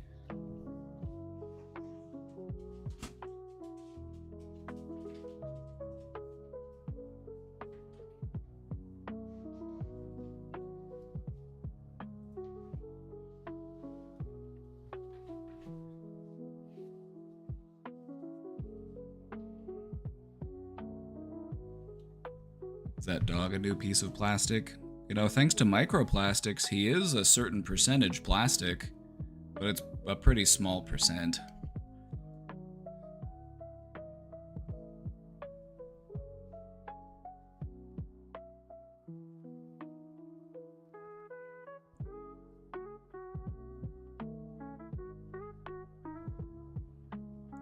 Buying pieces of plastic doesn't have to be meaningless. You can reframe it as helping push humanity further to extinction by contributing to climate change and the depletion of fossil fuels. I hate to break it to you, but we are not depleting fossil fuels anytime soon.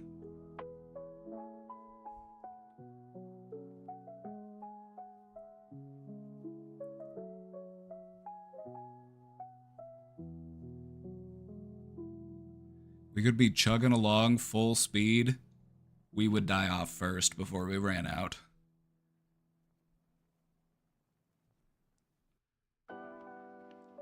I mean, if you're gonna have a doomer take, at least have a doomer take that's accurate.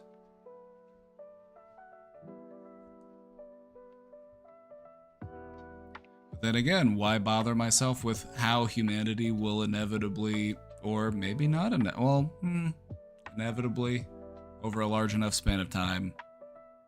Who knows?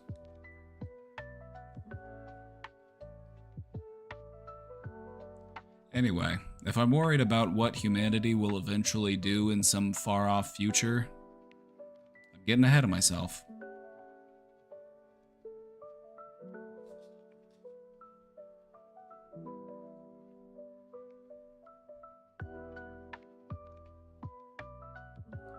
Those who have a why to live can bear almost any how.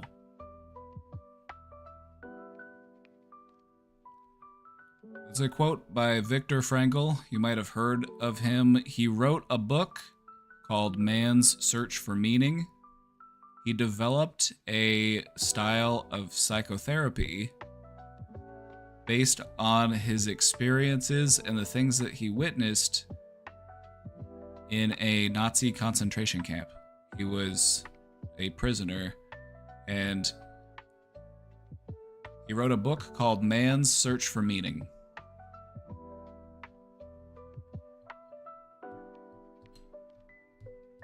So yeah, I mean, you might think, like, you know, just, I don't know about you, but comparatively, it's like, when I feel existential dread, it's like, well,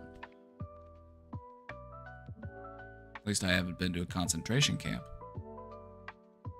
A person can come back from that. A person can find meaning in their life and joy and fulfillment in spite of seeing some of the most horrific things that humans are capable of doing. We're pretty resilient.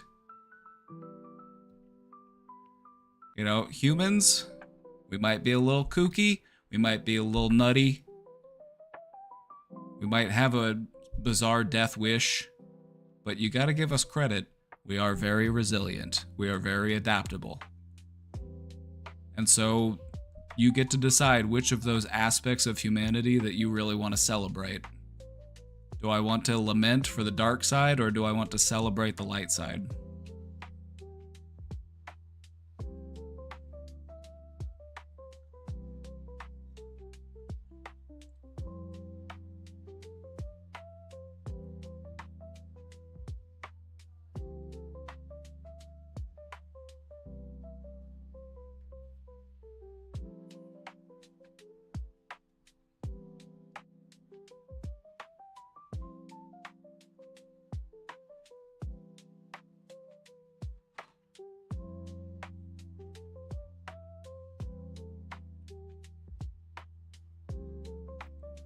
So, in talking about finding meaning, let's talk about some strategies.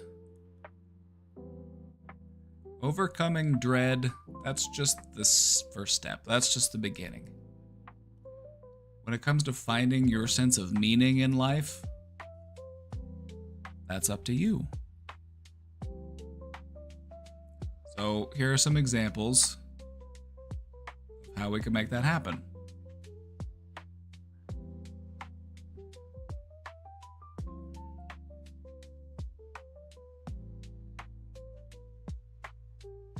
Journaling is a good habit to do. We recommend it often because it really is very helpful. And in this case, journaling allows you to explore your feelings.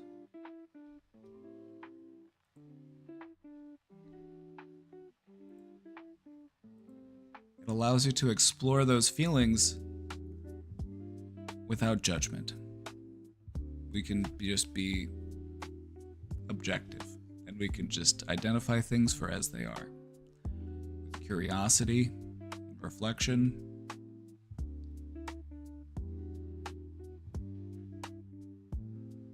I have my journal right here. I did a little bit of journaling on my camping trip, but I haven't done any since, but I've been finding myself noticing that I have things that I've been meaning to add to it.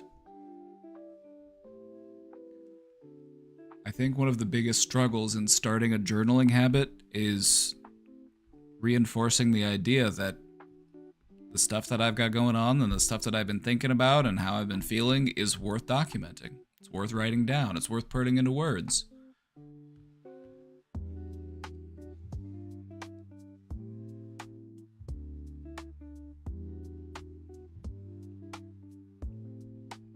You can learn to love it.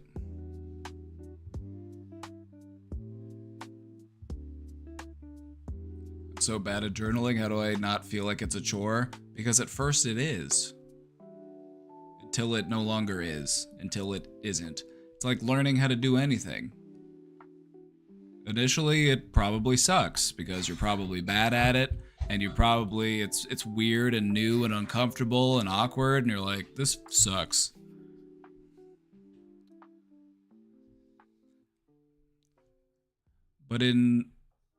But like many things, it can take just time and exposure to really appreciate something new.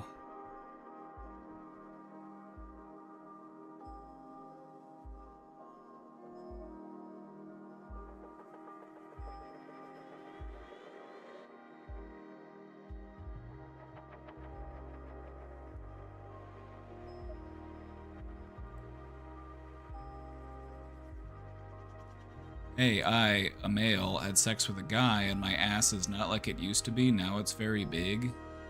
This makes me sad. Don't worry, it should go back to normal. I wouldn't know from experience or anything, but I've been told.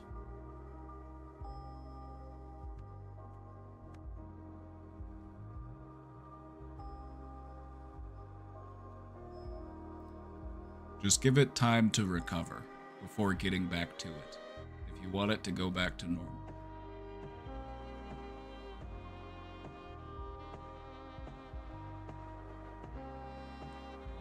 Another way that many people find meaning in life is by exploring philosophy and spirituality. Try studying ideas that are bigger than yourself. Study ideas that people have been thinking about and discussing and, for thousands of years.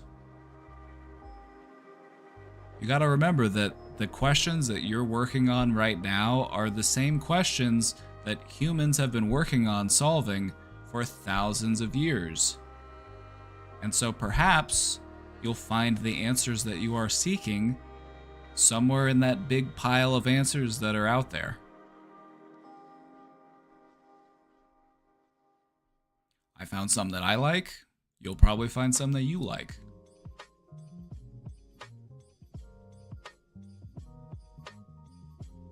Also, it feels kind of nice to know that these are problems that a lot of people have put a lot of time and effort into thinking about. What you'll come to find in researching stuff like philosophy and spirituality is that people put a lot of time and effort and thought into a lot of these questions. And so maybe you'll be able to find some answers.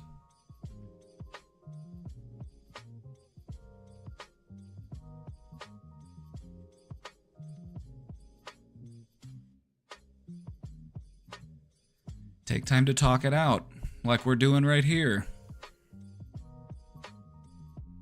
I don't know about you, but even having this conversation helps to contribute to my sense of meaning. Helping to prepare others, helping others to overcome their feelings of existential dread. Not a bad meaning to have, not a bad purpose. I won't complain. Talk it out with people, friends, communities, or if it's more intimate and personal and, you want some guidance, maybe even talking about it in therapy.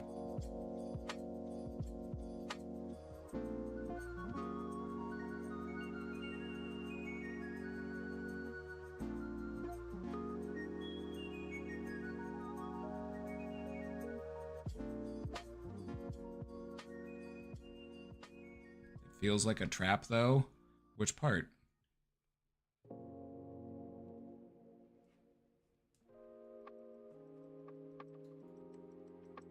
Which part and why?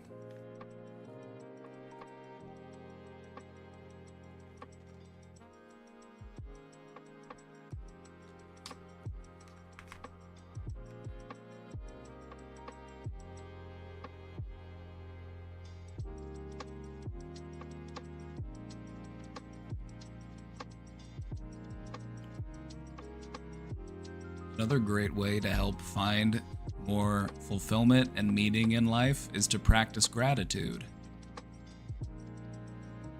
Try to practice gratitude for the here and now. Because remember that true joy does not live in the past. It does not live in the future. It lives in the moment that you experience it.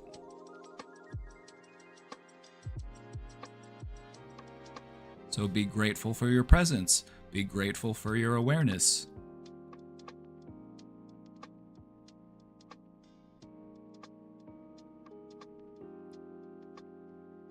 If you can learn to enjoy and appreciate the moment that you are in, you're like 80% of the way there. Maybe even more.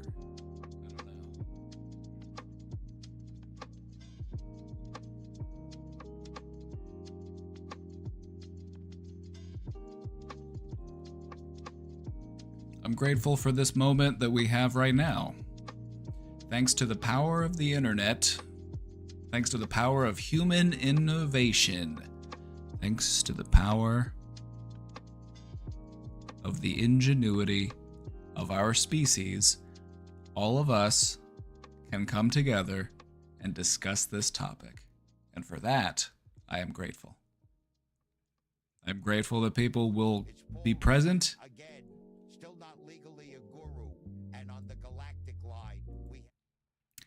I got Paul Remist right in the middle of a monologue.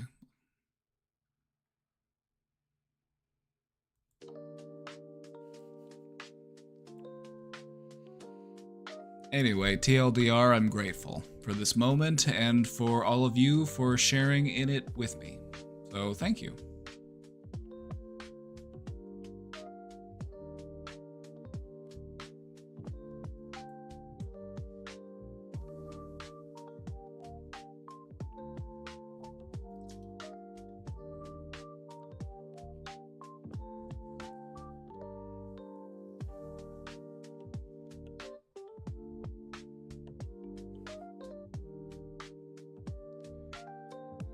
Lastly, balance is essential in life. And in this case, we're trying to balance wonder with responsibility. You don't need all of the answers in order to live well. You want to try to find that healthy midpoint. What you'll notice in life is that most of our suffering comes from overcorrection.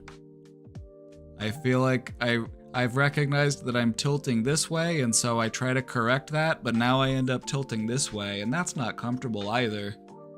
What I need to do is try to find that balance so that I feel like I'm not constantly getting thrown one way or the other. It's making me seasick.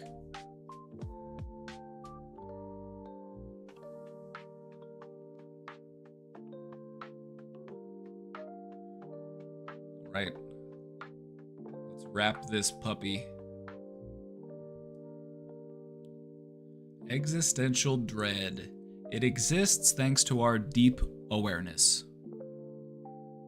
I don't know about you, but when I really think about it, I'm grateful that I have a complex and advanced enough awareness to even worry about existential dread. I don't see any other animals doing it. I don't see any other life forms on Earth doing it.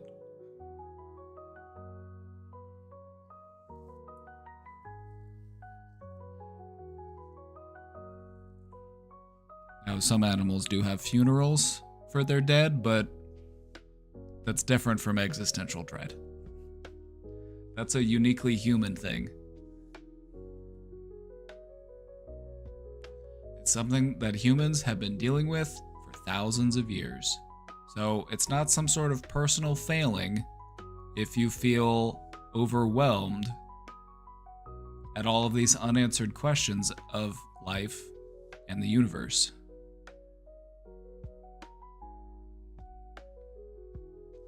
I hate existential dread.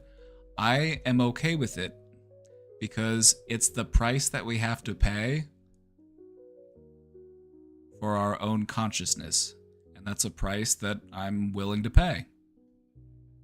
Because it's not something that I need to be affected by in any negative way. It's not something that has to wear on me. It's not something that has to weigh me down.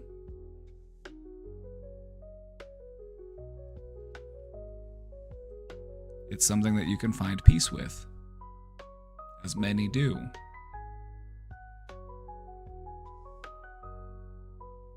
So I don't need to hate it because the fact that I can do it at all is a gift.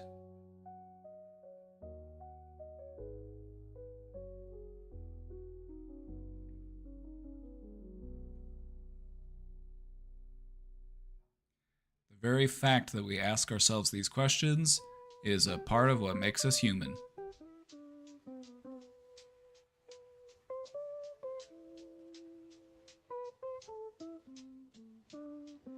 Embrace the dread or join a thought-terminating religion.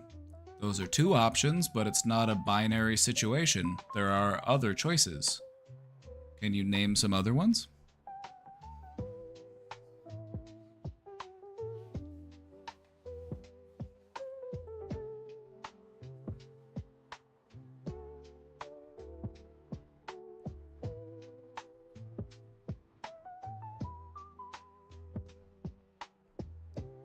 Anyway, the point of life isn't to solve existence. It's not about trying to figure out why everything is the way that it is or what is going to happen across the massive scale of time. It's not about that. Those problems are above your pay grade.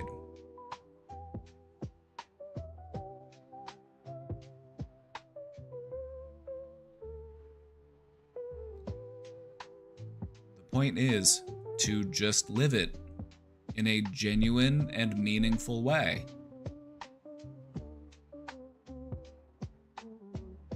So what would that mean for you?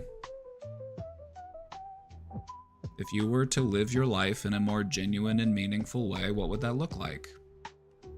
Would you go out more? Would you talk to more people? Would you spend more time on your hobbies? Would you take better care of yourself? What sort of positive changes could come from living your life in a more genuine and meaningful way?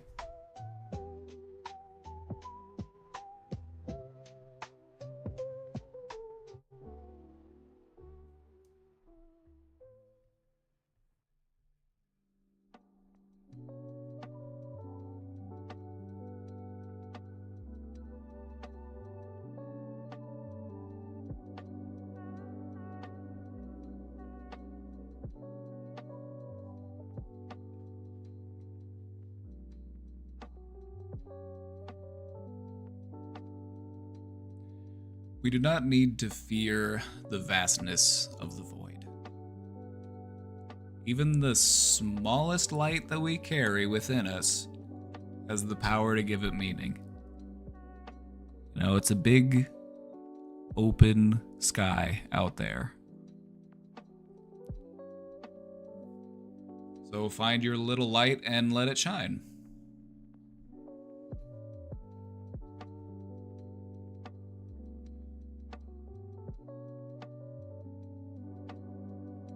Anyway, hopefully we've done something to help ease your existential dread.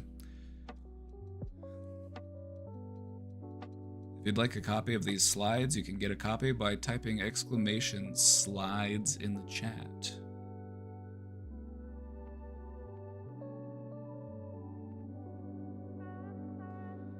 Anyway, that's going to be it for this presentation. I thank you for being here and being a part of the discussion, and we'll see you on the next one.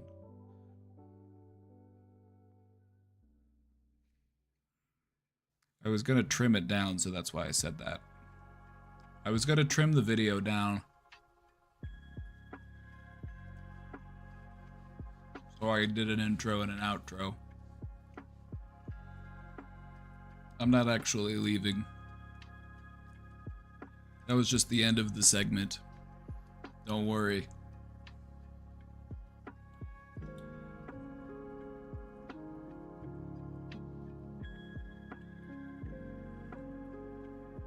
How are you feeling?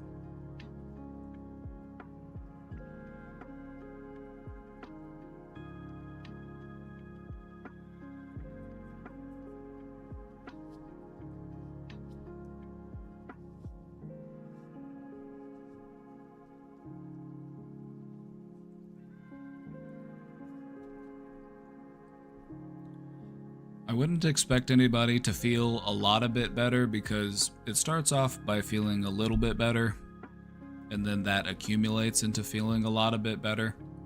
And so my goal here, you know, if you feel a little bit better, mission accomplished.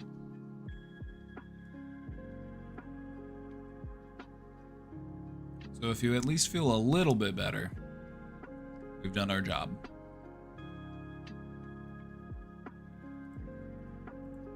We've done our job. Mission accomplished.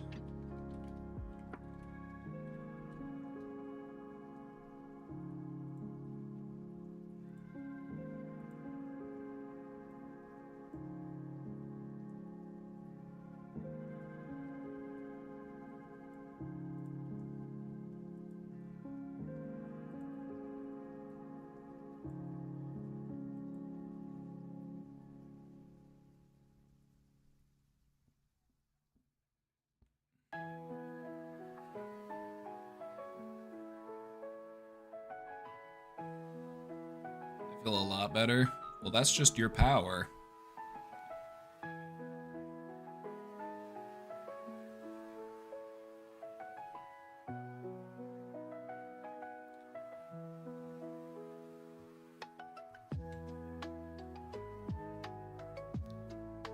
It's just your power. Thoughts, questions, comments, concerns about our topic today? Hopefully you all got a kick out of this one.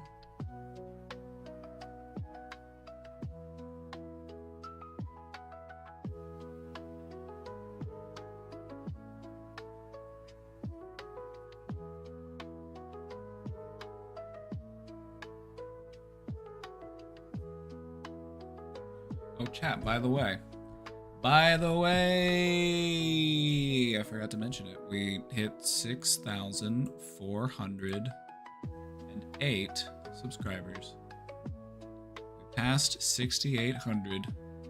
We're on the way to 7K.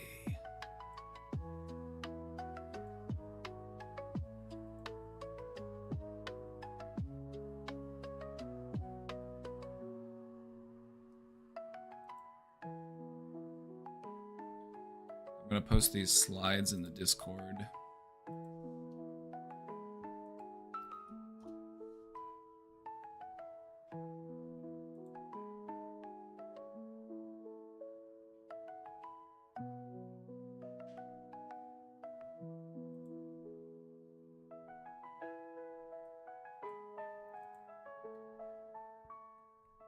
Happy Fat Bear Week. Let's meet the bears.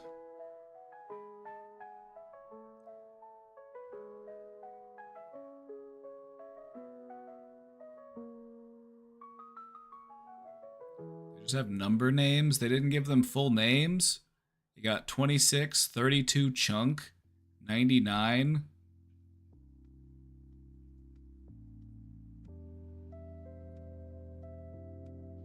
I'm going for 32 Chunk. That's my guy. I'm a 32 Chunk fan, I think. Just going off the name. Alright, 26. There you go. Yep, there you go. Work it. Work it. Medium-sized adult female. 32 Chunk. Oh, look at him. Oh, look at him.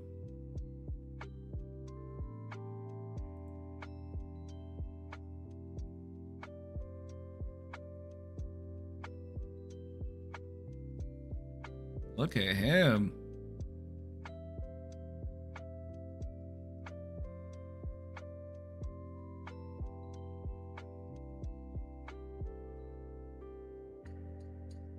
£1,200 plus.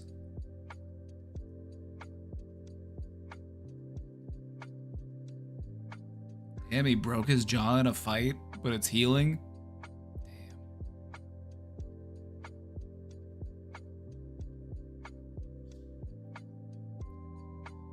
Ouch. I'm going with Chunk. He's my guy. Oh. Whoa. 99.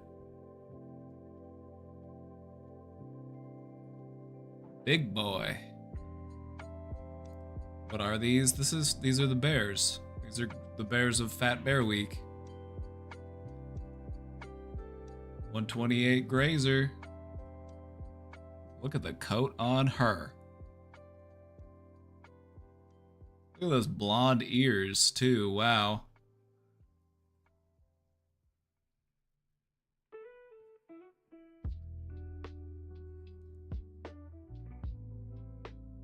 $503. Pretty standard bear. Pretty standard bear.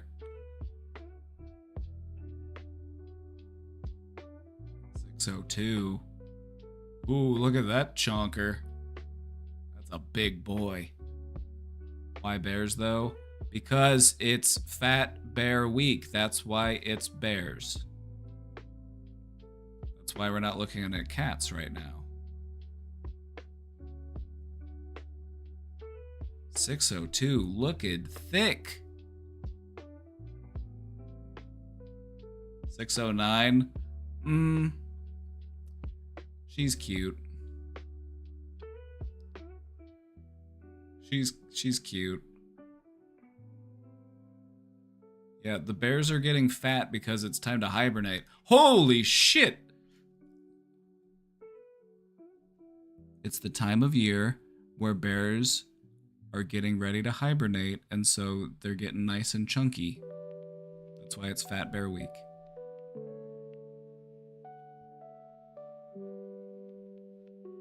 Look at the gains on this guy.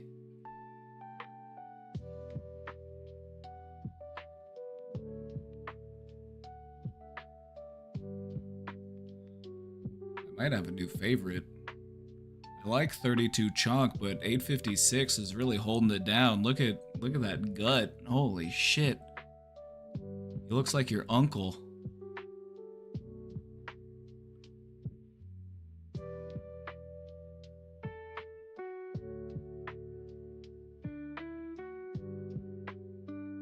$901. Oh, look at that. She thick. Look at that butt. All right, slay. Work it, girl. Work it, girl.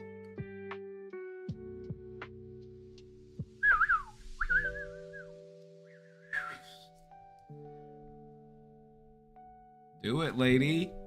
Holy shit, look at her.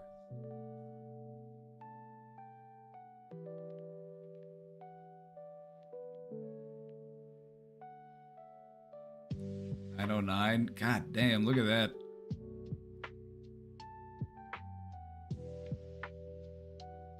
Got the body of a pig.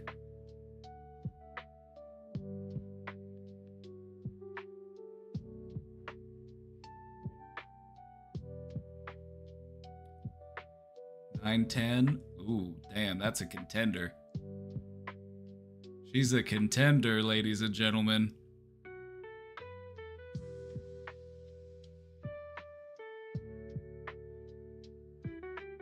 body shamer. I'm not body shaming anybody. If anything, I'm objectifying, which is worse. Is it? I don't know. Pick one. Which is worse, objectifying or body shaming? Pick one. Okay, so those are the bears. Oh shit, they got Fat Bear Jr. Oh god. Alright. Fat Bear Jr. Look at him go. Is it just those two? Oh, nope. There's these two. They're growing up.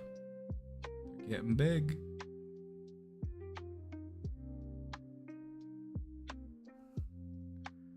Alright, I think my vote will have to go to either 901 or 850. Oh my god, just look at the gut on him. It's got to be 856. Especially, you know, when fishing, he frequently licks his lips, which is a behavioral characteristic expressed by few bears at Brooks River.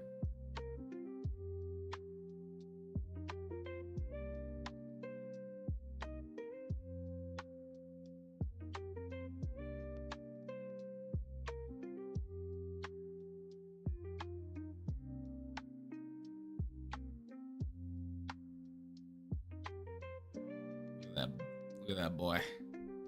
Look at that boy.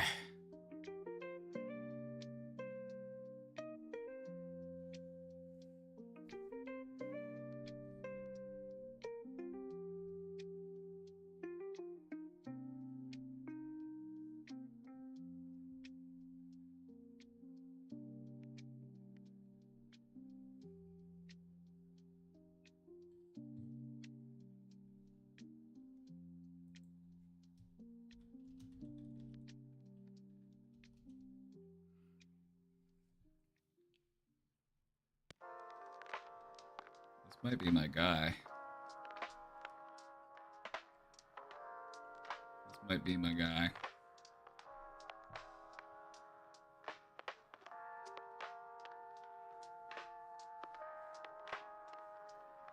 I'm out. See you later.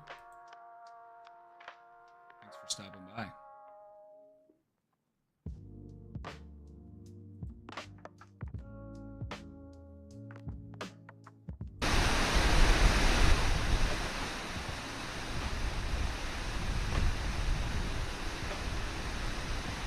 They're eating right now.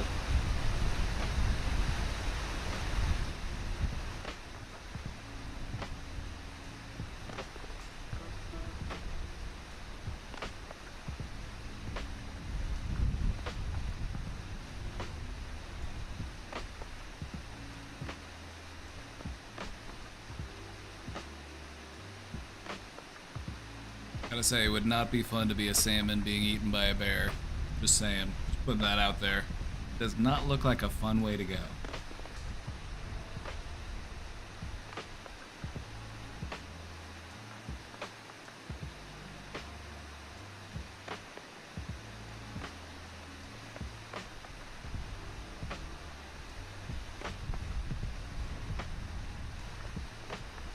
Found another one?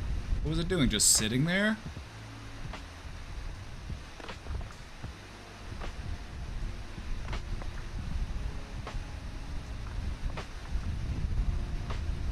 Ouch. Ouch. I can imagine that doesn't feel good.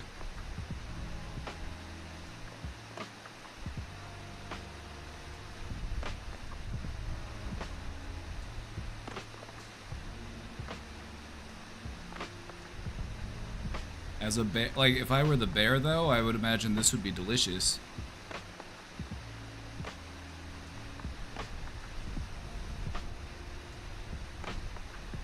That's some good sashimi.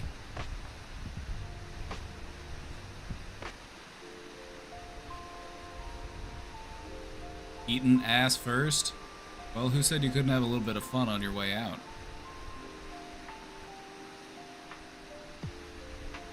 So, I know, look at that. Look at the size of him.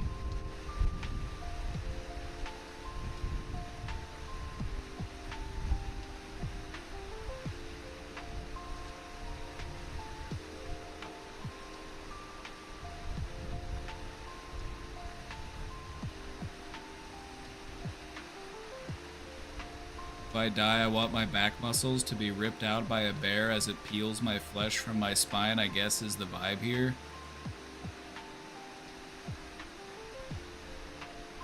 What a way to go. You know, what a way to return to the cycle of nature. Be chomped down by a big chubby bear.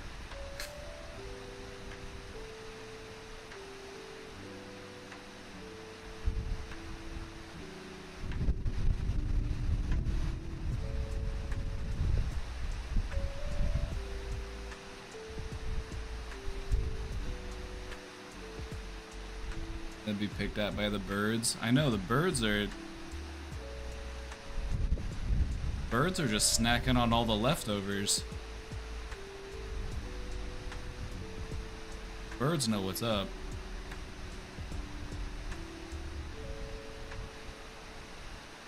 Like, hey, you finished with that? He said, alright, I'm going for another one.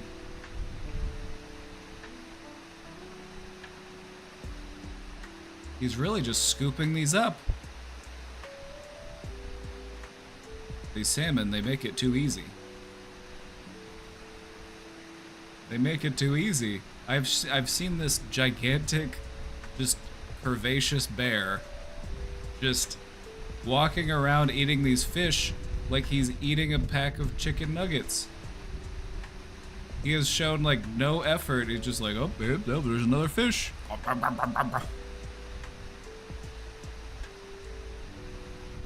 God, what an absolute unit.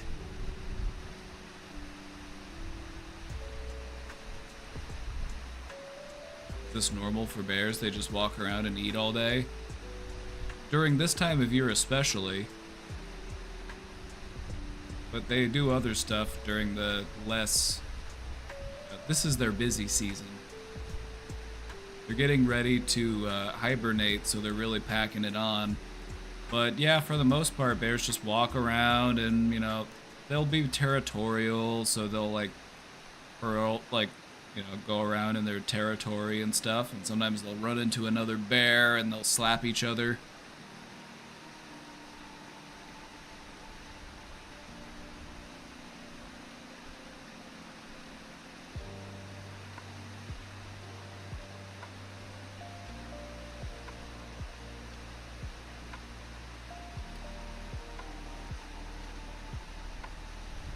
It is kind of wild, though, how you mentioned pandas. It is kind of wild how pandas would not exist if not for consistent, direct human intervention. Like, we just think they're so cute.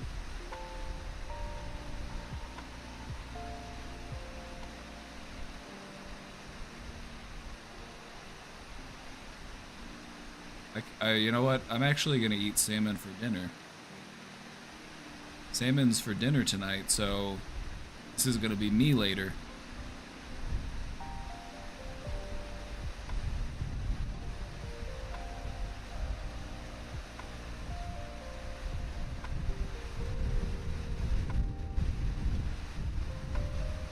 Big boy.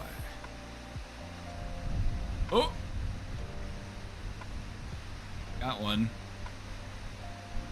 Good grab.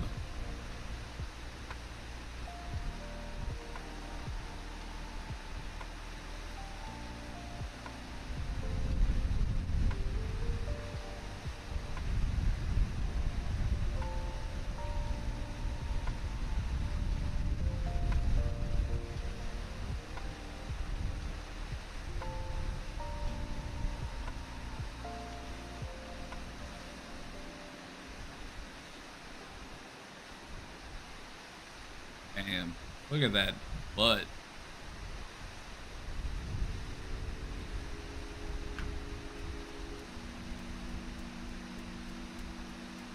Just look at that butt.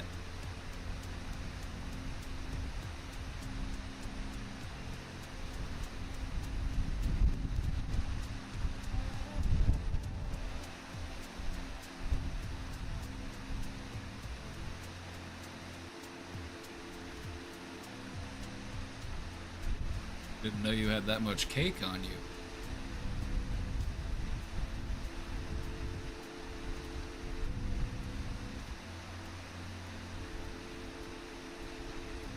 let's check the question box. Enough barren around.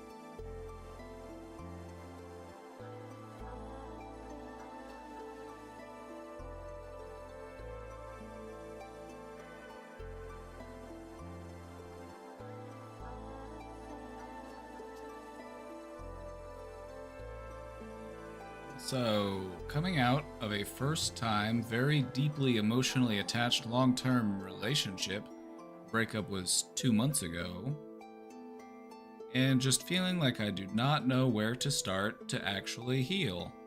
Anywhere. Just any place, honestly. There's not one right place to begin healing. Just pick a place. Just pick any place. It's all got to get done, right? It's all got to mend. Start with anything. Could be a thought. It could be reframing an idea. It could be taking a break. It could be forgiving yourself. It could be talking to a friend, a loved one, someone that can offer you some guidance and counsel.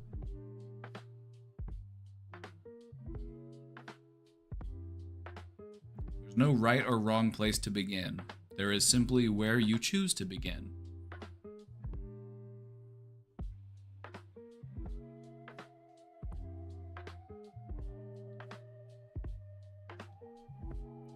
So just think about what your next step is. What do you want your next step to be? Keep feeling like I'm a failure and stagnant. I feel like this often without the added trauma of the breakup. So those feelings they predate the breakup. They were probably there during the relationship, and they may have even existed before the relationship, probably. Those types of feelings.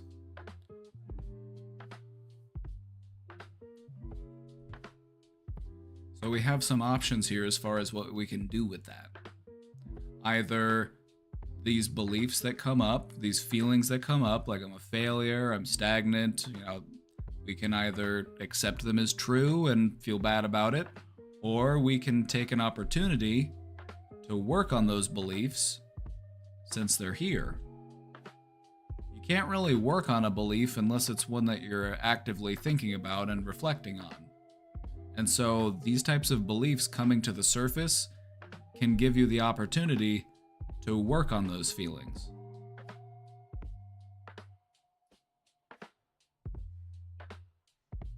I would take some time with some trusted people to talk about those feelings. Friends, your loved ones, people that you can trust and confide in, people that make you feel safe.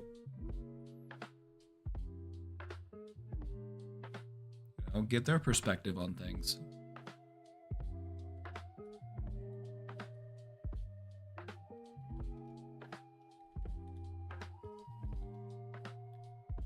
I think, my perspective, ultimately what you're looking for is to get your groove back.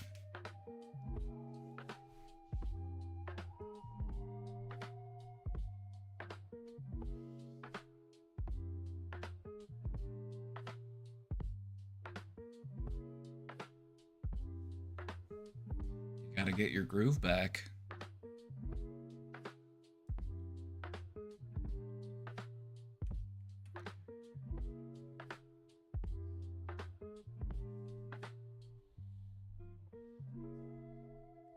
Being down in the dumps throws you out of your groove.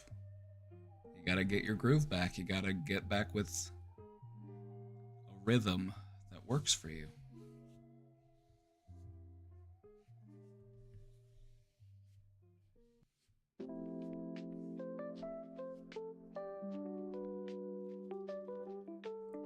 Because when things are hard and we're being hard on ourselves, it can be very difficult to find a healthy rhythm or a healthy routine. Things might be very disjointed and clustered, disorganized. So we need to make sure that we're taking good care of ourselves, getting a healthy amount of rest, we're spending time with people that we care about, practicing good self-care. Start off by taking good care of yourself and then build off of that.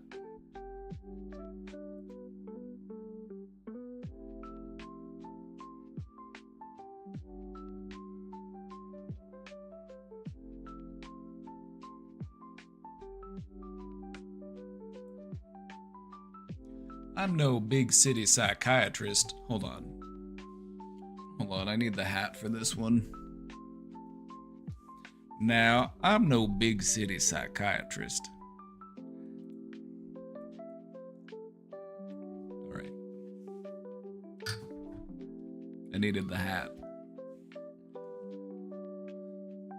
Now, I don't know how you city slickers be practicing psychology out here. But where I'm from... Anyway. I'm no big city psychiatrist, but I think my BF has CPTSD, which stands for Complex Post-Traumatic Stress Disorder. You've probably heard of PTSD, and some of you have probably heard of CPTSD before. The difference between the two is duration. PTSD can come from a single traumatic event, whereas CPTSD is often multiple events over a span of time. Like you're stuck in a dangerous or abusive situation.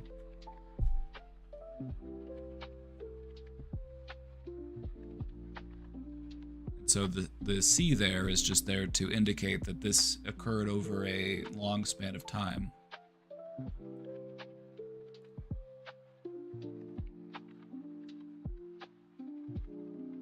He has never gone to therapy or worked on processing what happened to him.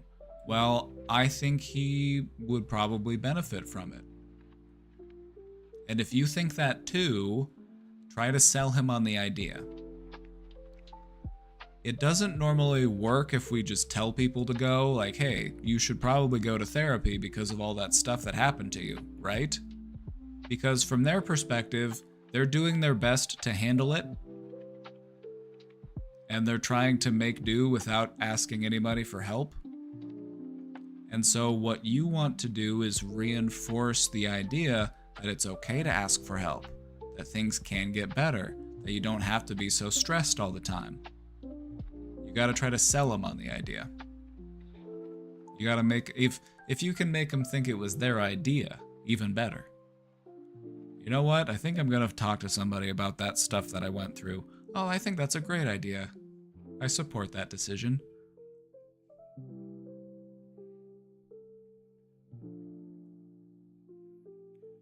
We just started dating again after breaking up for almost a year, and part of why I started dating him again was because he said he was in therapy and taking medication.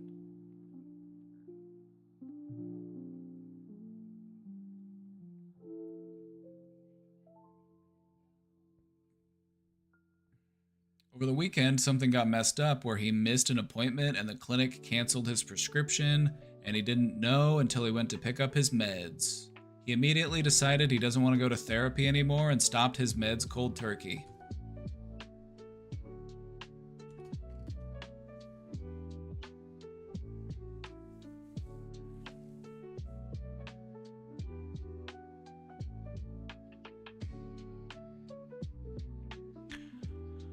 Trauma will do that to a person.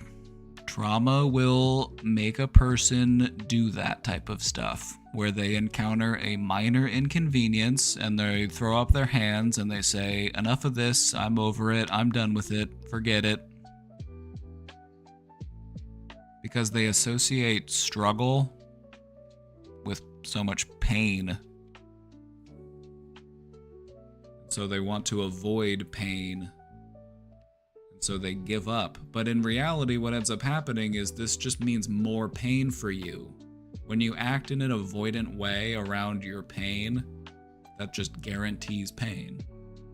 The solution here was rather simple. Call the doctor's office and say, hey, I tried to pick up my prescription, but the prescription got canceled. Can you send it back to them? They probably could. It would probably be, able to be solved in one phone call. And so just giving up on treatment and yourself and all of that just because of this inconvenience, that's distressing.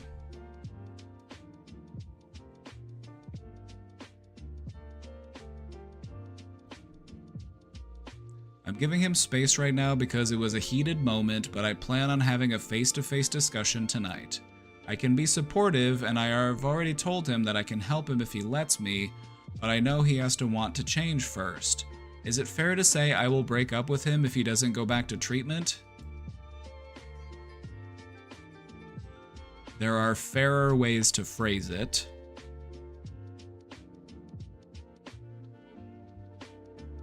Is there a way to say this in a kind way? Okay. See, yeah, you get it. We'll go over that. I don't know at what point to call it a lost cause and move on.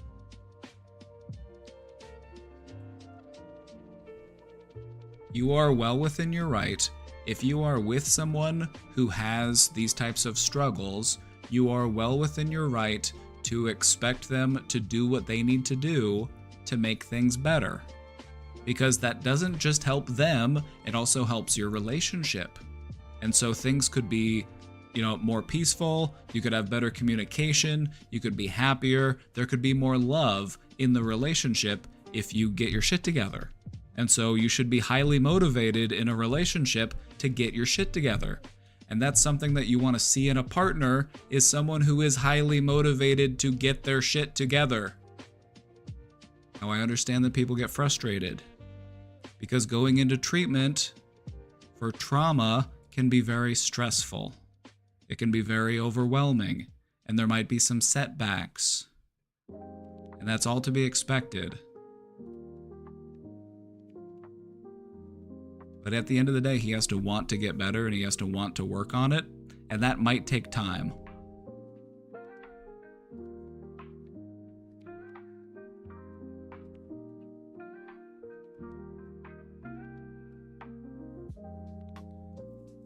So how can we say this in a nicer way? Let's ballpark some suggestions. I'll give you an example. If this relationship is going to work, I need to see that you are doing everything that you can to take good care of yourself.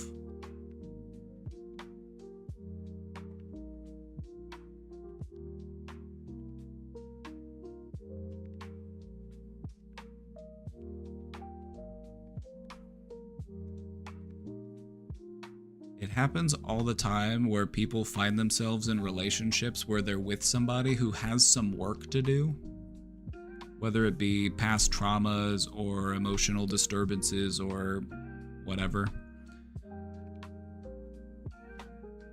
That person is capable of growing and healing, and that process takes time.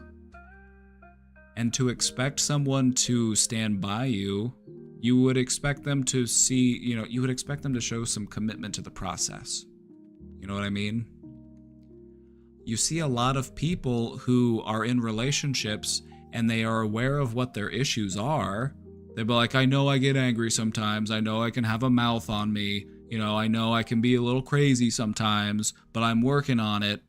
And it's a lot easier to say, like, I'm working on it, I'll take care of it, like, I'm doing my best. It's easy to just say those words, but what you want to see is that this person's actions are in line with those words. Since, just given the context that your boyfriend has not done therapy much. This is just their first kind of introduction to it. It's normal to see this type of setback.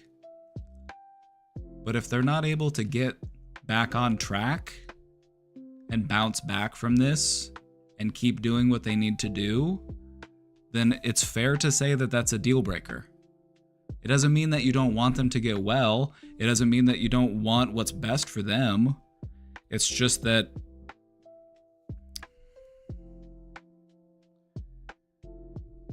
you want to see that they're committed to that growth. You want to see that they're committed to doing what they need to do to make this relationship work.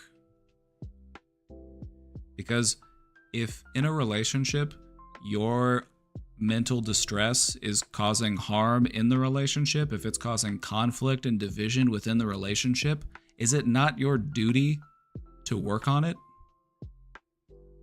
Is that not something that should be a high priority for you? If something that's going on internally within you is interfering with the love and the happiness that should exist within the relationship?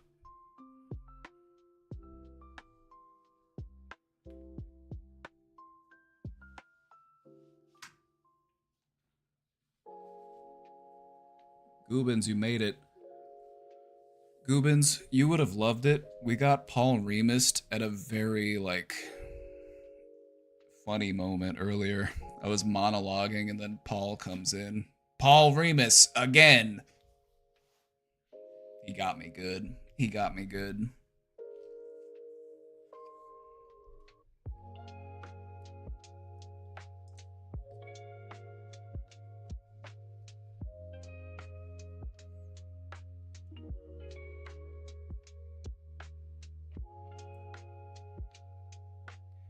Anyway, questioner, I would just sit down and have a conversation with your boyfriend and just let them know, hey, I understand the setbacks, but you need to get back to it because you need this help.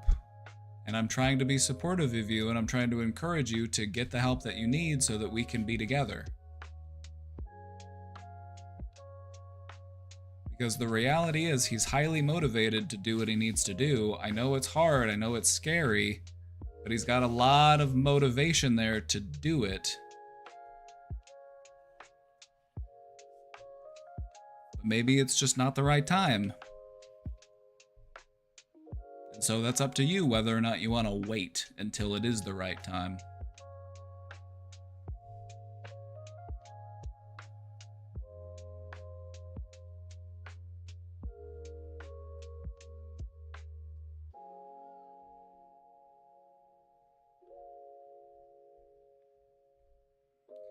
The reality of the situation is it can take a person a long time sometimes to get over some of these things.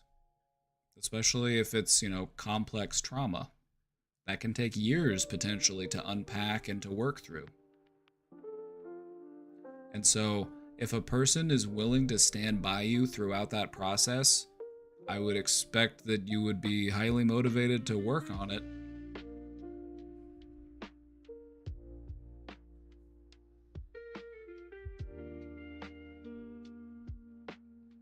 But anyway, just within the context of understanding that this is a lot of stuff for this person to work through, and if this relationship is going to work, I need to see that you're doing what you need to do. That's fair. That is fair.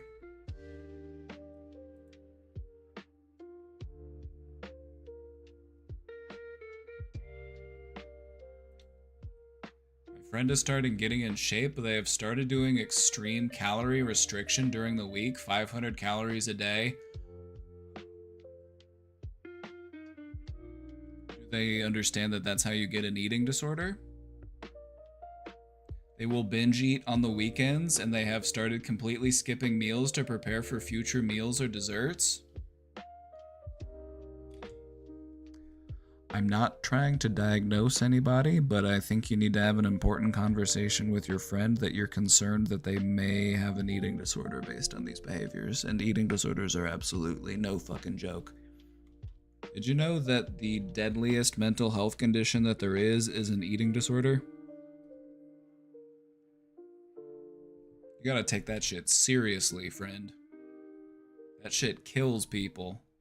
And it starts off small like this, and then it continues to get worse. This is like when people have an eating disorder, they don't immediately jump into like full-blown like skeleton thin anorexia. It starts off as stuff like this. I'm trying to get in better shape. If I want to get in even better shape, I should eat less. Wow, that really worked. I should eat even less. And then it just keeps getting worse and worse and worse. So you need to try to express your concerns right away, because the earlier that we can intervene, the better.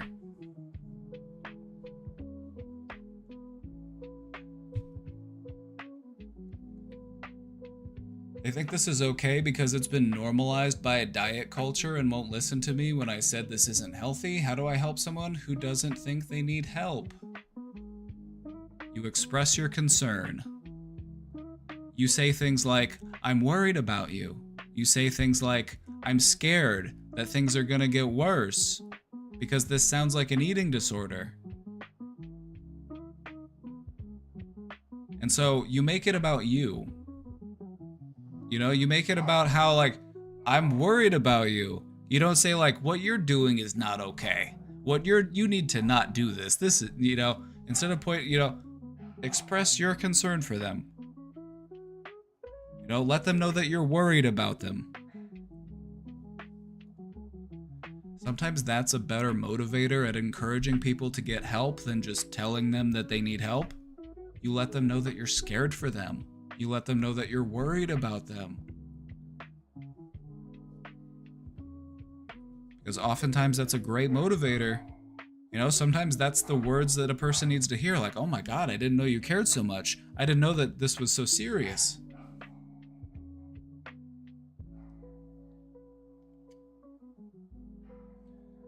Maybe do some research on eating disorders and then come armed with facts and figures and sources that you could cite just to let them know that you mean business and you did your research.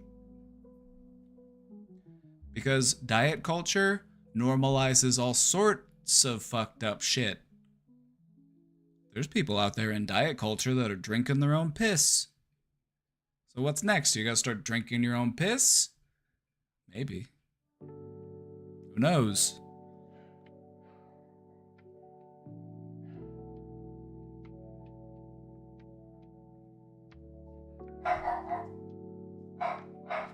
Oh, Penny's barking at somebody.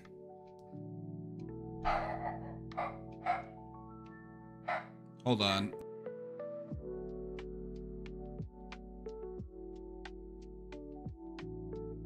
Oh wait, I think Casey's getting it. I think Casey's figuring it out.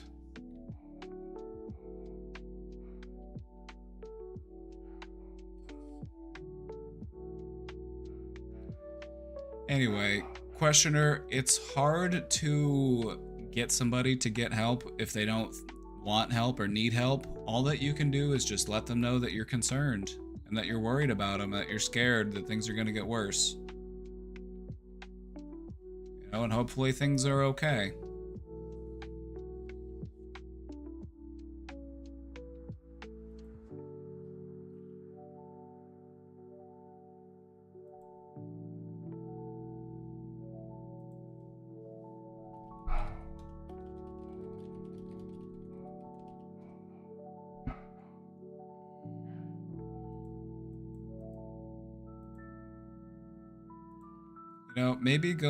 Maybe just taking some time to go over stuff like early warning signs of anorexia.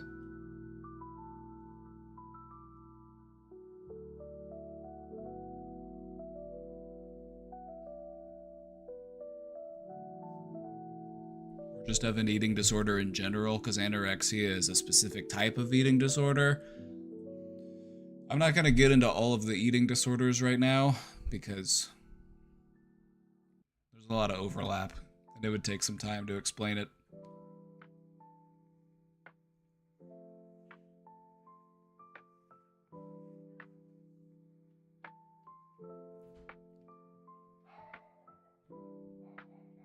But either way, eating disorders are serious. They are not to be taken lightly.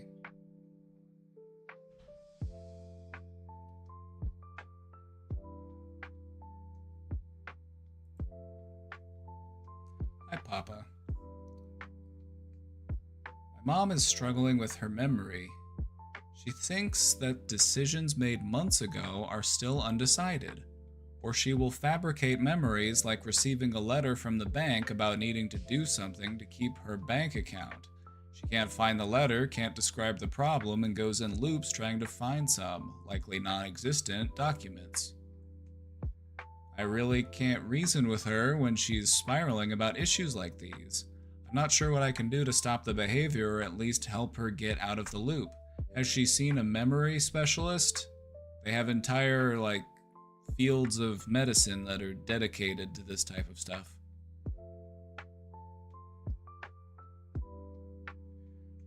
Not only is she very distressed when it's happening, but she will make a huge mess looking for something she can't even describe with words.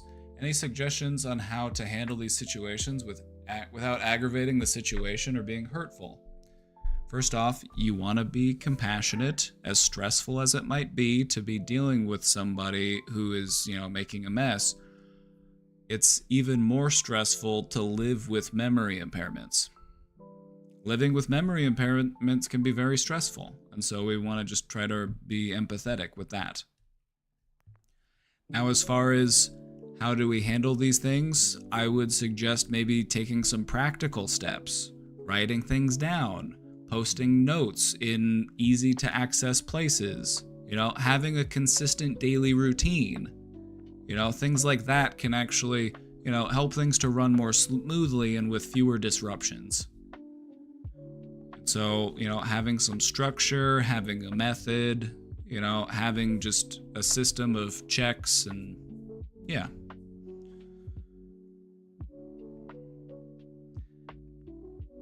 It can be stressful and scary to deal with a parent who is having memory issues, and so while I applaud you for taking good care of them, don't forget to take good care of yourself as well.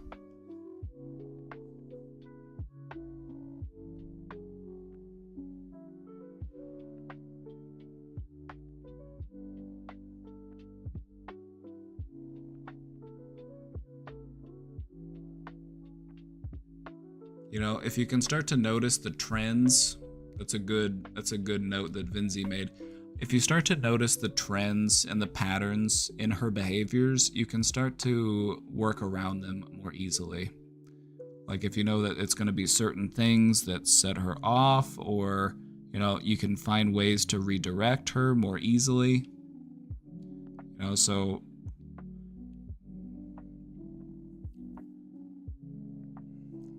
it's stressful, that's for sure. I hope you're doing all right.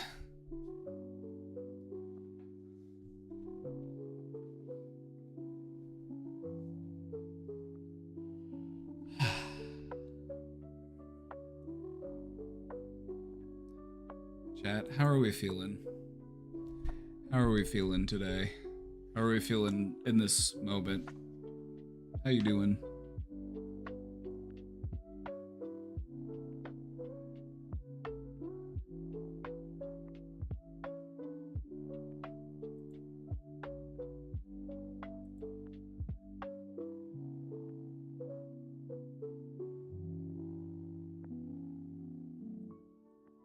Was that another interview? Nice. Hopefully it went well. I'm glad you enjoyed the presentation. It felt like an important topic to talk about, but I will be honest, it does have me feeling a little drained. I feel like it was good to talk about. I feel like we did good work, but I feel spent. I feel spent.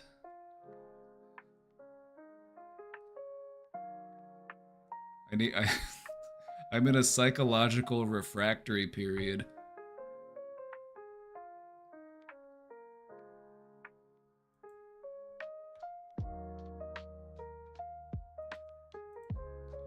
Thankfully, it's Fat Bear Week, so we've at least got that going for us.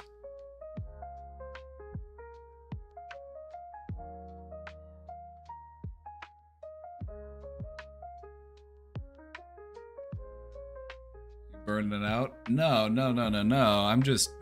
What I'm hinting at is I'm about ready to call it a day. I don't mean I'm burnt out.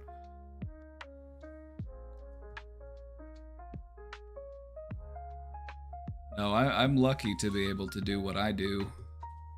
I've got a good life and I'm very grateful. So, I am the opposite of burnt out. I'm,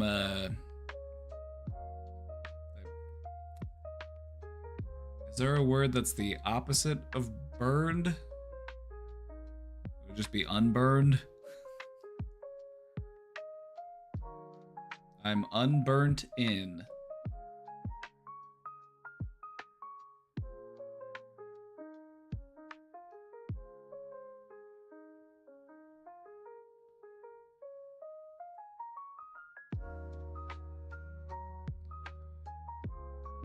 Make a great teacher. Thank you.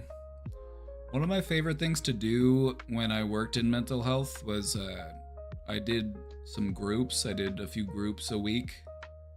And they were like a couple hours long, and we got to do like different topics and discussions and stuff, and that was a lot of fun.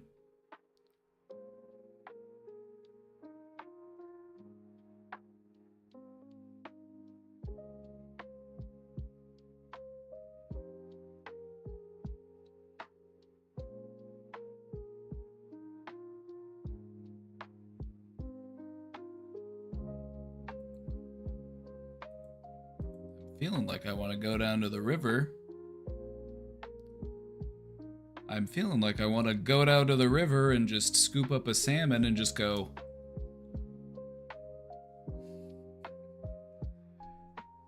Just eat it in the rudest way possible.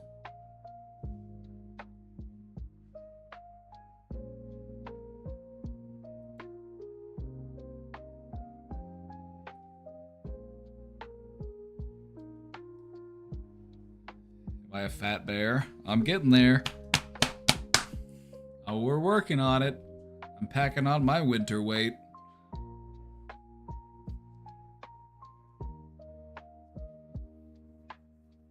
I'm not hairy enough, that's the problem. I need a bigger beard. I just don't grow enough body hair, I'm afraid.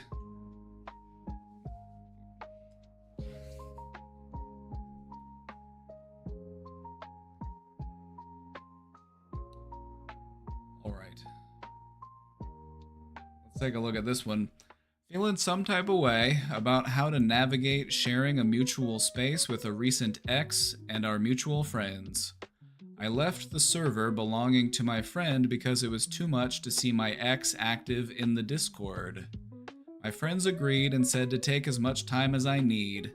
I recently asked to come back on a whim, but my friend said it might not be a good idea because of what my ex has recently been discussing with other friends in the server. For context, it's a kink-friendly server, and the kink was recently discussed in the server with my ex and others. I'm very grateful my friend is looking out for me, but then my mind goes to what the convo was about since my ex has cheated on me before we broke up.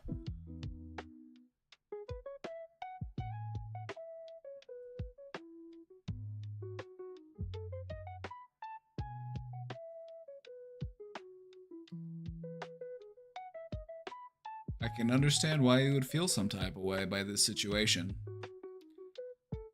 The way that I feel about this situation is you deserve better friends.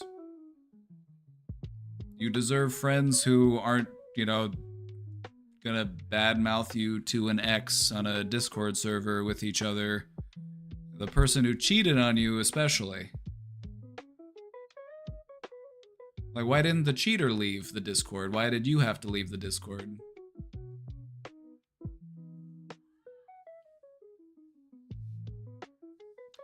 Ultimately, I think you deserve better.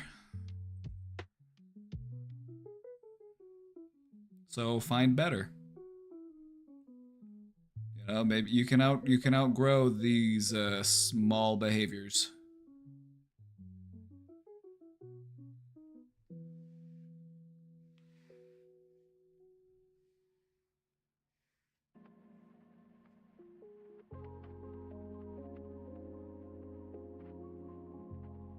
Also, an important lesson in being mindful about forming relationships in kink communities. Not that there's anything wrong about forming communities over kinks, I guess, but I don't I don't see the problem in it. I wouldn't do it. It's not really my thing. I'm like, if you wanna, if that, go for it. You do your thing. Um, but you also just need to be mindful that if things go south with this group of people, I want to make sure that they're not gonna like turn against me or like weaponize the things that we've talked about, because talking about these types of things is very intimate and personal, and so we just want to be mindful of who we share those details about our life with.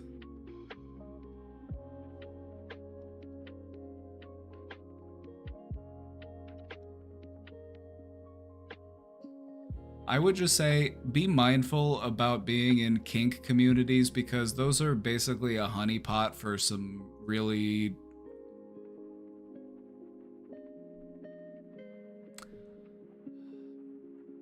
unsavory people.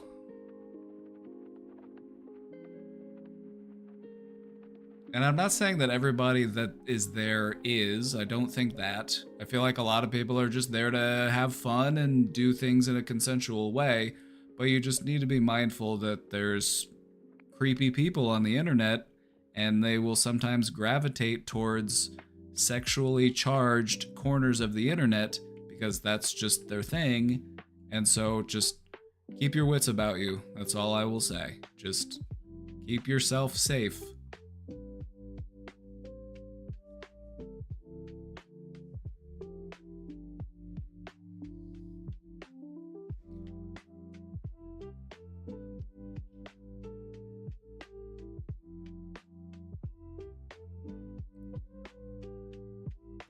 But yeah, it I would think that in a community that takes itself seriously, you wouldn't condone publicly bad mouthing a person that left the community, especially utilizing like intimate details about your relationship with them. That just sounds like a, if I'm gonna be honest, it just sounds like an unsavory club of people that you probably are better off finding friends elsewhere.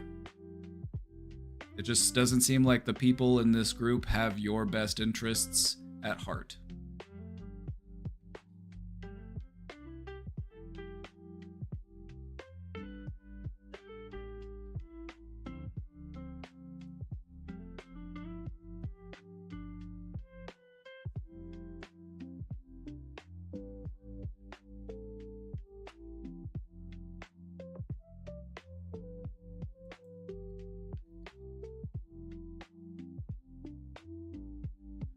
You could start your own server and invite your close friends to it.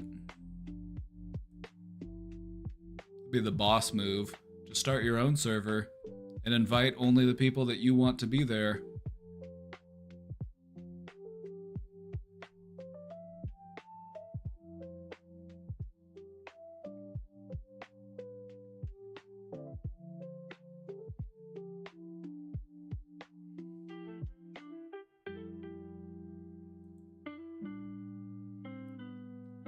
Looking at where I am right now, I am so sad of where I'm at with my life. I've put myself in a friendship with my ex. We keep texting each other for comfort and in good faith that we can actually be friends. It ended on good terms, but honestly, I've been living and want to continue living a life that's different from how she knows me. We haven't seen each other in 2 months, but if she knew the things I'm doing, smoking weed, going out to clubs, etc., she wouldn't hold the same view of me. Then you know what you should do?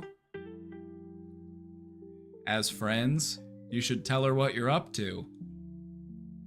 Isn't that what friends do? Tell her what you've been up to. It's your ex, who cares what she thinks about you? If she accepts you as a friend, she'll be okay with, hey, smoking some weed? Oh yeah, sure. It makes me feel guilty, especially because I know she misses me more than I miss her.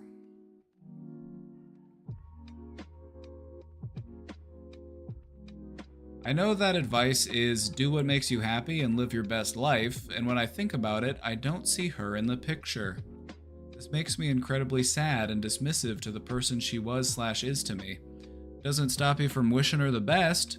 Doesn't stop you from having hopes that she has a great life and that she finds happiness. There's nothing stopping you from, it's not like you're out to spite this person. It's not like you're out there trying to ruin her life. In fact, maybe cutting things off would give her the opportunity to find somebody who's a better fit for her. And so maybe keeping the friendship door open is actually hurting this person and not helping this person. I don't know. I'm just offering some perspective. I always just stop talking to my exes because I can't deal with this. I'm the same way. I look at it like leaving a job.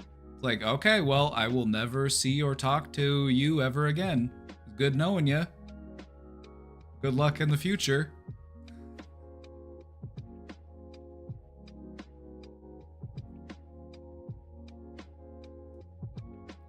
You just have to keep this in mind. If you're friends with an ex, how is that going to look anytime you have a future relationship? Any future person that you're in a relationship with is always going to be at least a little bit sus that you're still close to your ex. It would take a very mature person to be okay with that and to just you know what I mean? Like, you're asking a lot of a potential partner when you come into the relationship with, oh yeah, by the way, I'm still close friends with with this person that I dated for several years.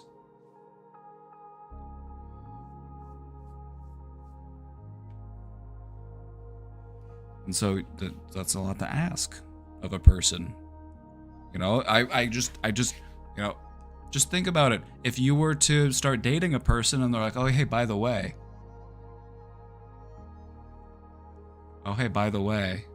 I just want you to know I'm still really close to my ex. We talk regularly. It's like, what that means is that they're going to talk to them about you most of the time.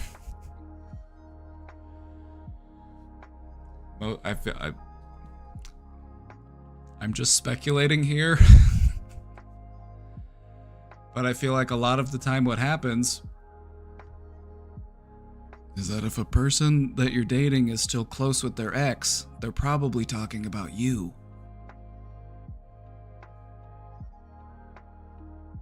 Or maybe I'm just paranoid. That could also be true.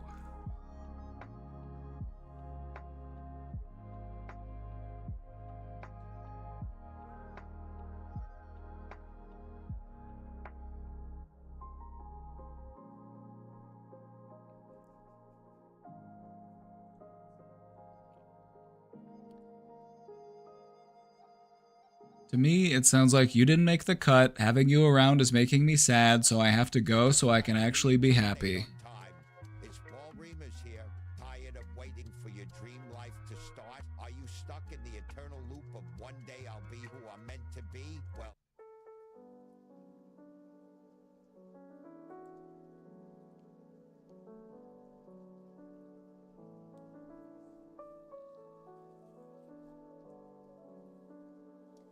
To me, it sounds like you didn't make the cut. Having you around is making me sad, so I have to go so I can actually be happy. That's one way of looking at it, but I don't think that it's an entirely fair way of looking at it. It could also be, hey, we tried our best, it didn't work out, I still care about you, but in order for us both to grow in our own respective ways, it's for the best that we part ways. That doesn't mean that you don't want the best for that person. You just recognize that the best for them just isn't with me. And that's okay.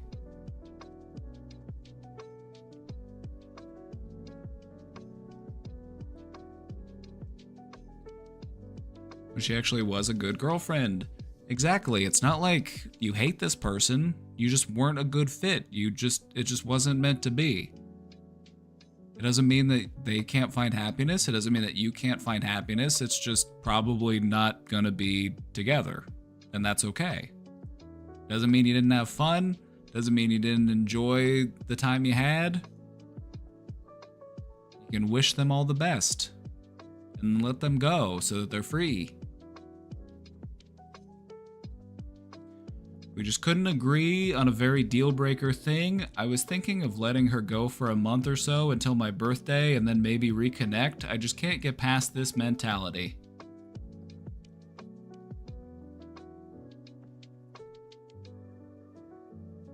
Just let it fade away. Just let it fade out. Just let it fade out. You know, it doesn't have to be some grand finale like, hey, by the way, I'm blocking you, or hey, just letting you know I never want to talk to you again because I'm trying to move on. You know, just talk less. Taper off.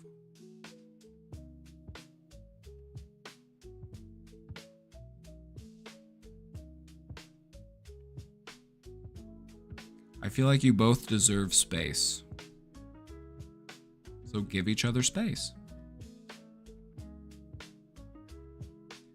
I wouldn't recommend ghosting her though.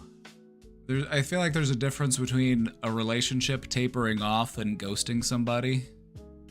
Relationships get tapered off all the time. I've done it. You've done it. You know, just go scroll back through your old messages. You know, go scroll back through your old messages and see how many unfinished conversations there are that you haven't gotten back to in years. Thank you, Mike, for subscribing. Thank you for the 29 months. Thank you for all the support. Chat, show your respect. The Admiral's in the building.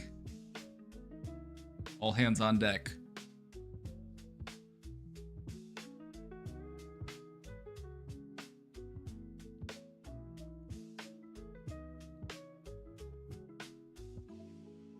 Questioner, it also sounds like potentially this person is kind of clinging to hope that you two might be able to get back together.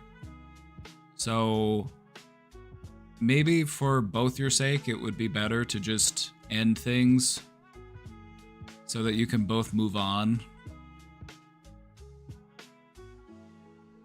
You know, just to be honest with you, you've already done the hard part. You guys are already broken up. That was the hard part. This part will be easier.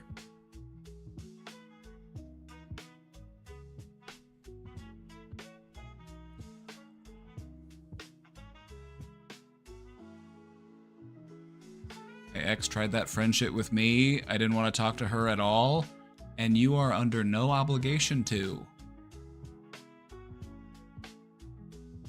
That's why the word ex exists.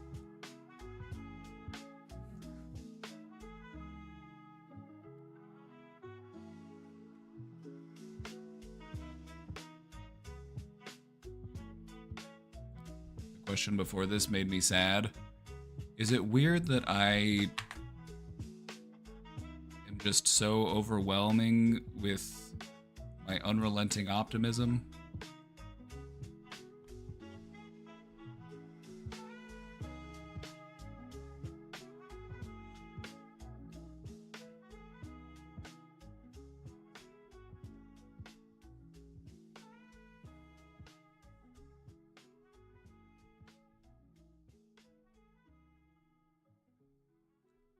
Yeah, that last one about the Discord server, it's like, chat, you gotta be careful out there. You gotta be careful out there in some of these Discord servers. You gotta be careful out there in some of those Discord servers.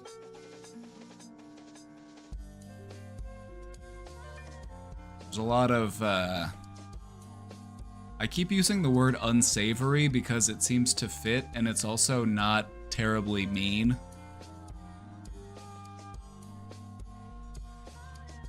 There's a lot of unsavory people out there on the internet, and they will find their way into these small communities, and they will you know, be there for all the wrong reasons. And so just keep your head about you, you know, just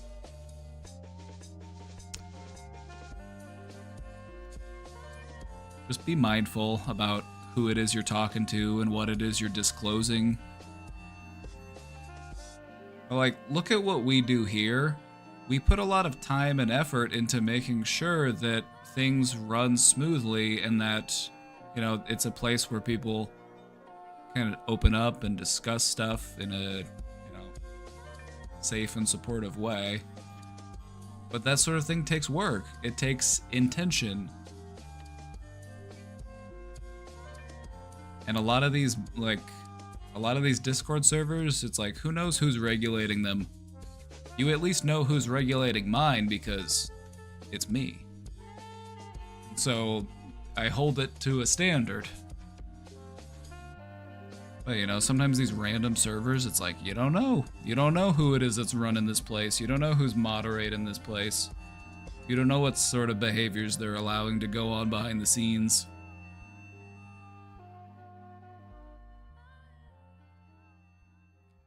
You mean Discord could be like 4chan?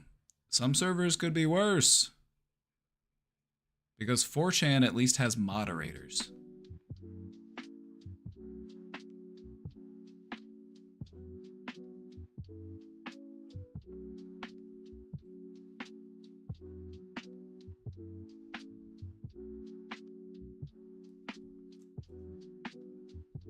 A Discord is basically just an internet clubhouse. So just be mindful of what clubhouse you're hanging out in and who's hanging out in there with you. And what type of stuff you talk about when you're in the clubhouse.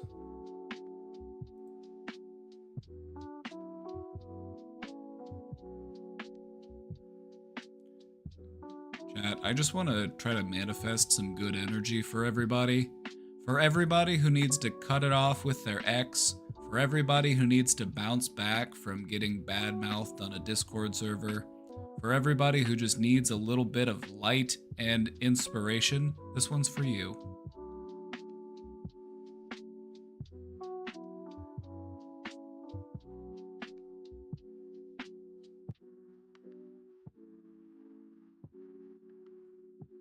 I barely talk in Discord servers. You should do more shitposting in mine.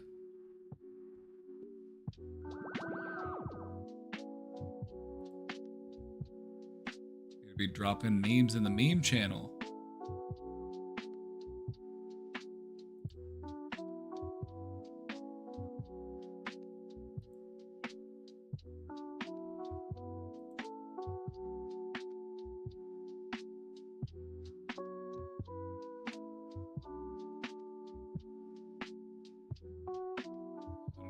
Shit poster.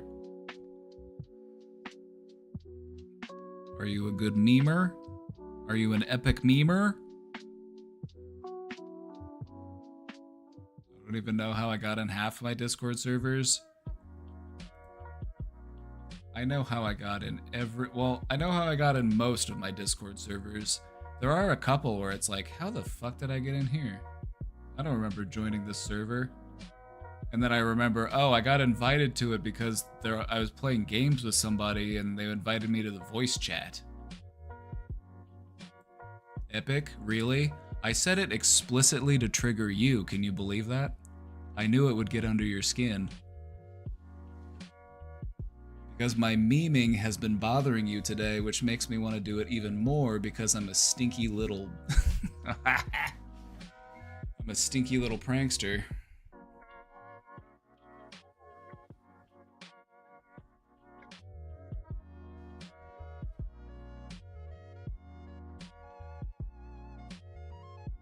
Out here trying my best.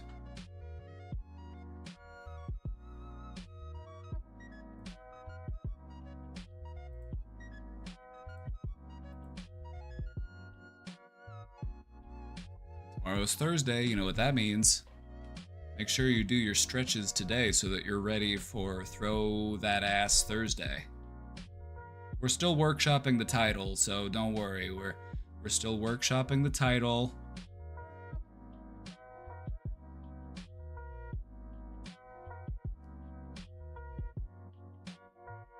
I feel like in servers I need to impress people.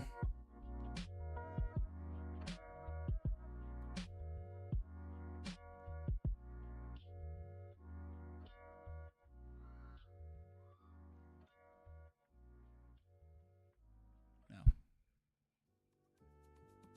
No. No, actually, you're good. You don't have to.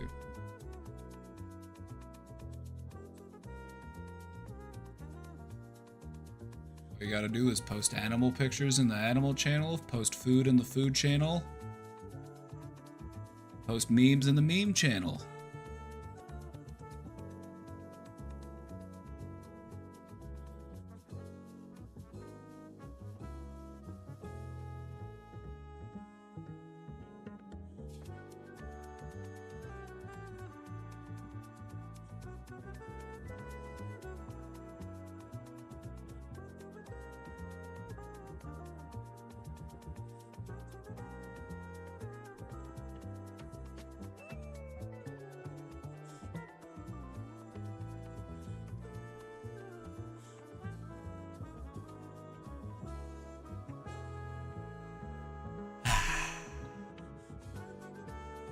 Chat, I'm hungry. I'm hungry. So I think that's gonna be it for me today. I gotta go start getting ready for Thursday. I gotta go do my warm-ups now. Getting old, chat. Well, at least I am. I don't know about you. You could be aging backwards in some sort of Benjamin Button type situation.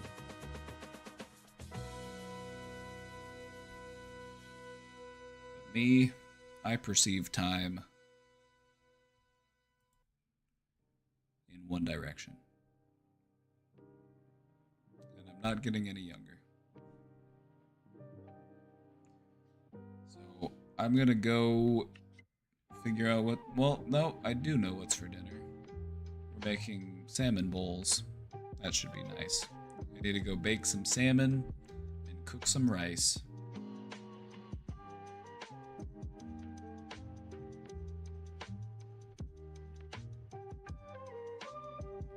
Well, I popped a squat at work and almost didn't want to get back up. Ben's out there bussing at work.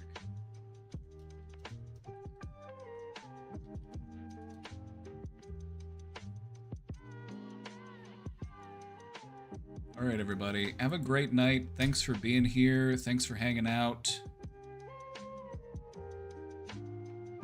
Hope y'all have a great night.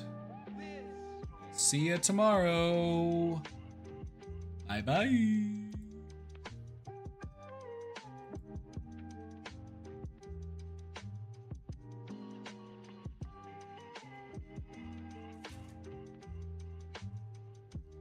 Sweet dreams.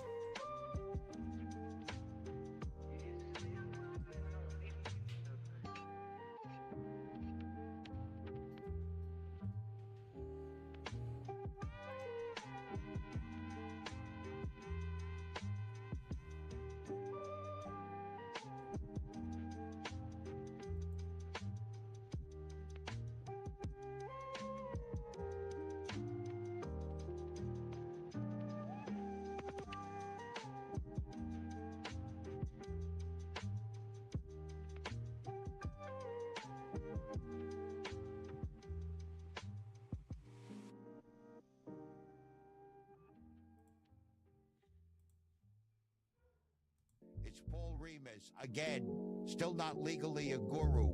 And on the galactic line, we have Debbie. Hey, hon. Welcome. Welcome to the show. Today we have a special offer, a once-in-a-lifetime opportunity, some might say.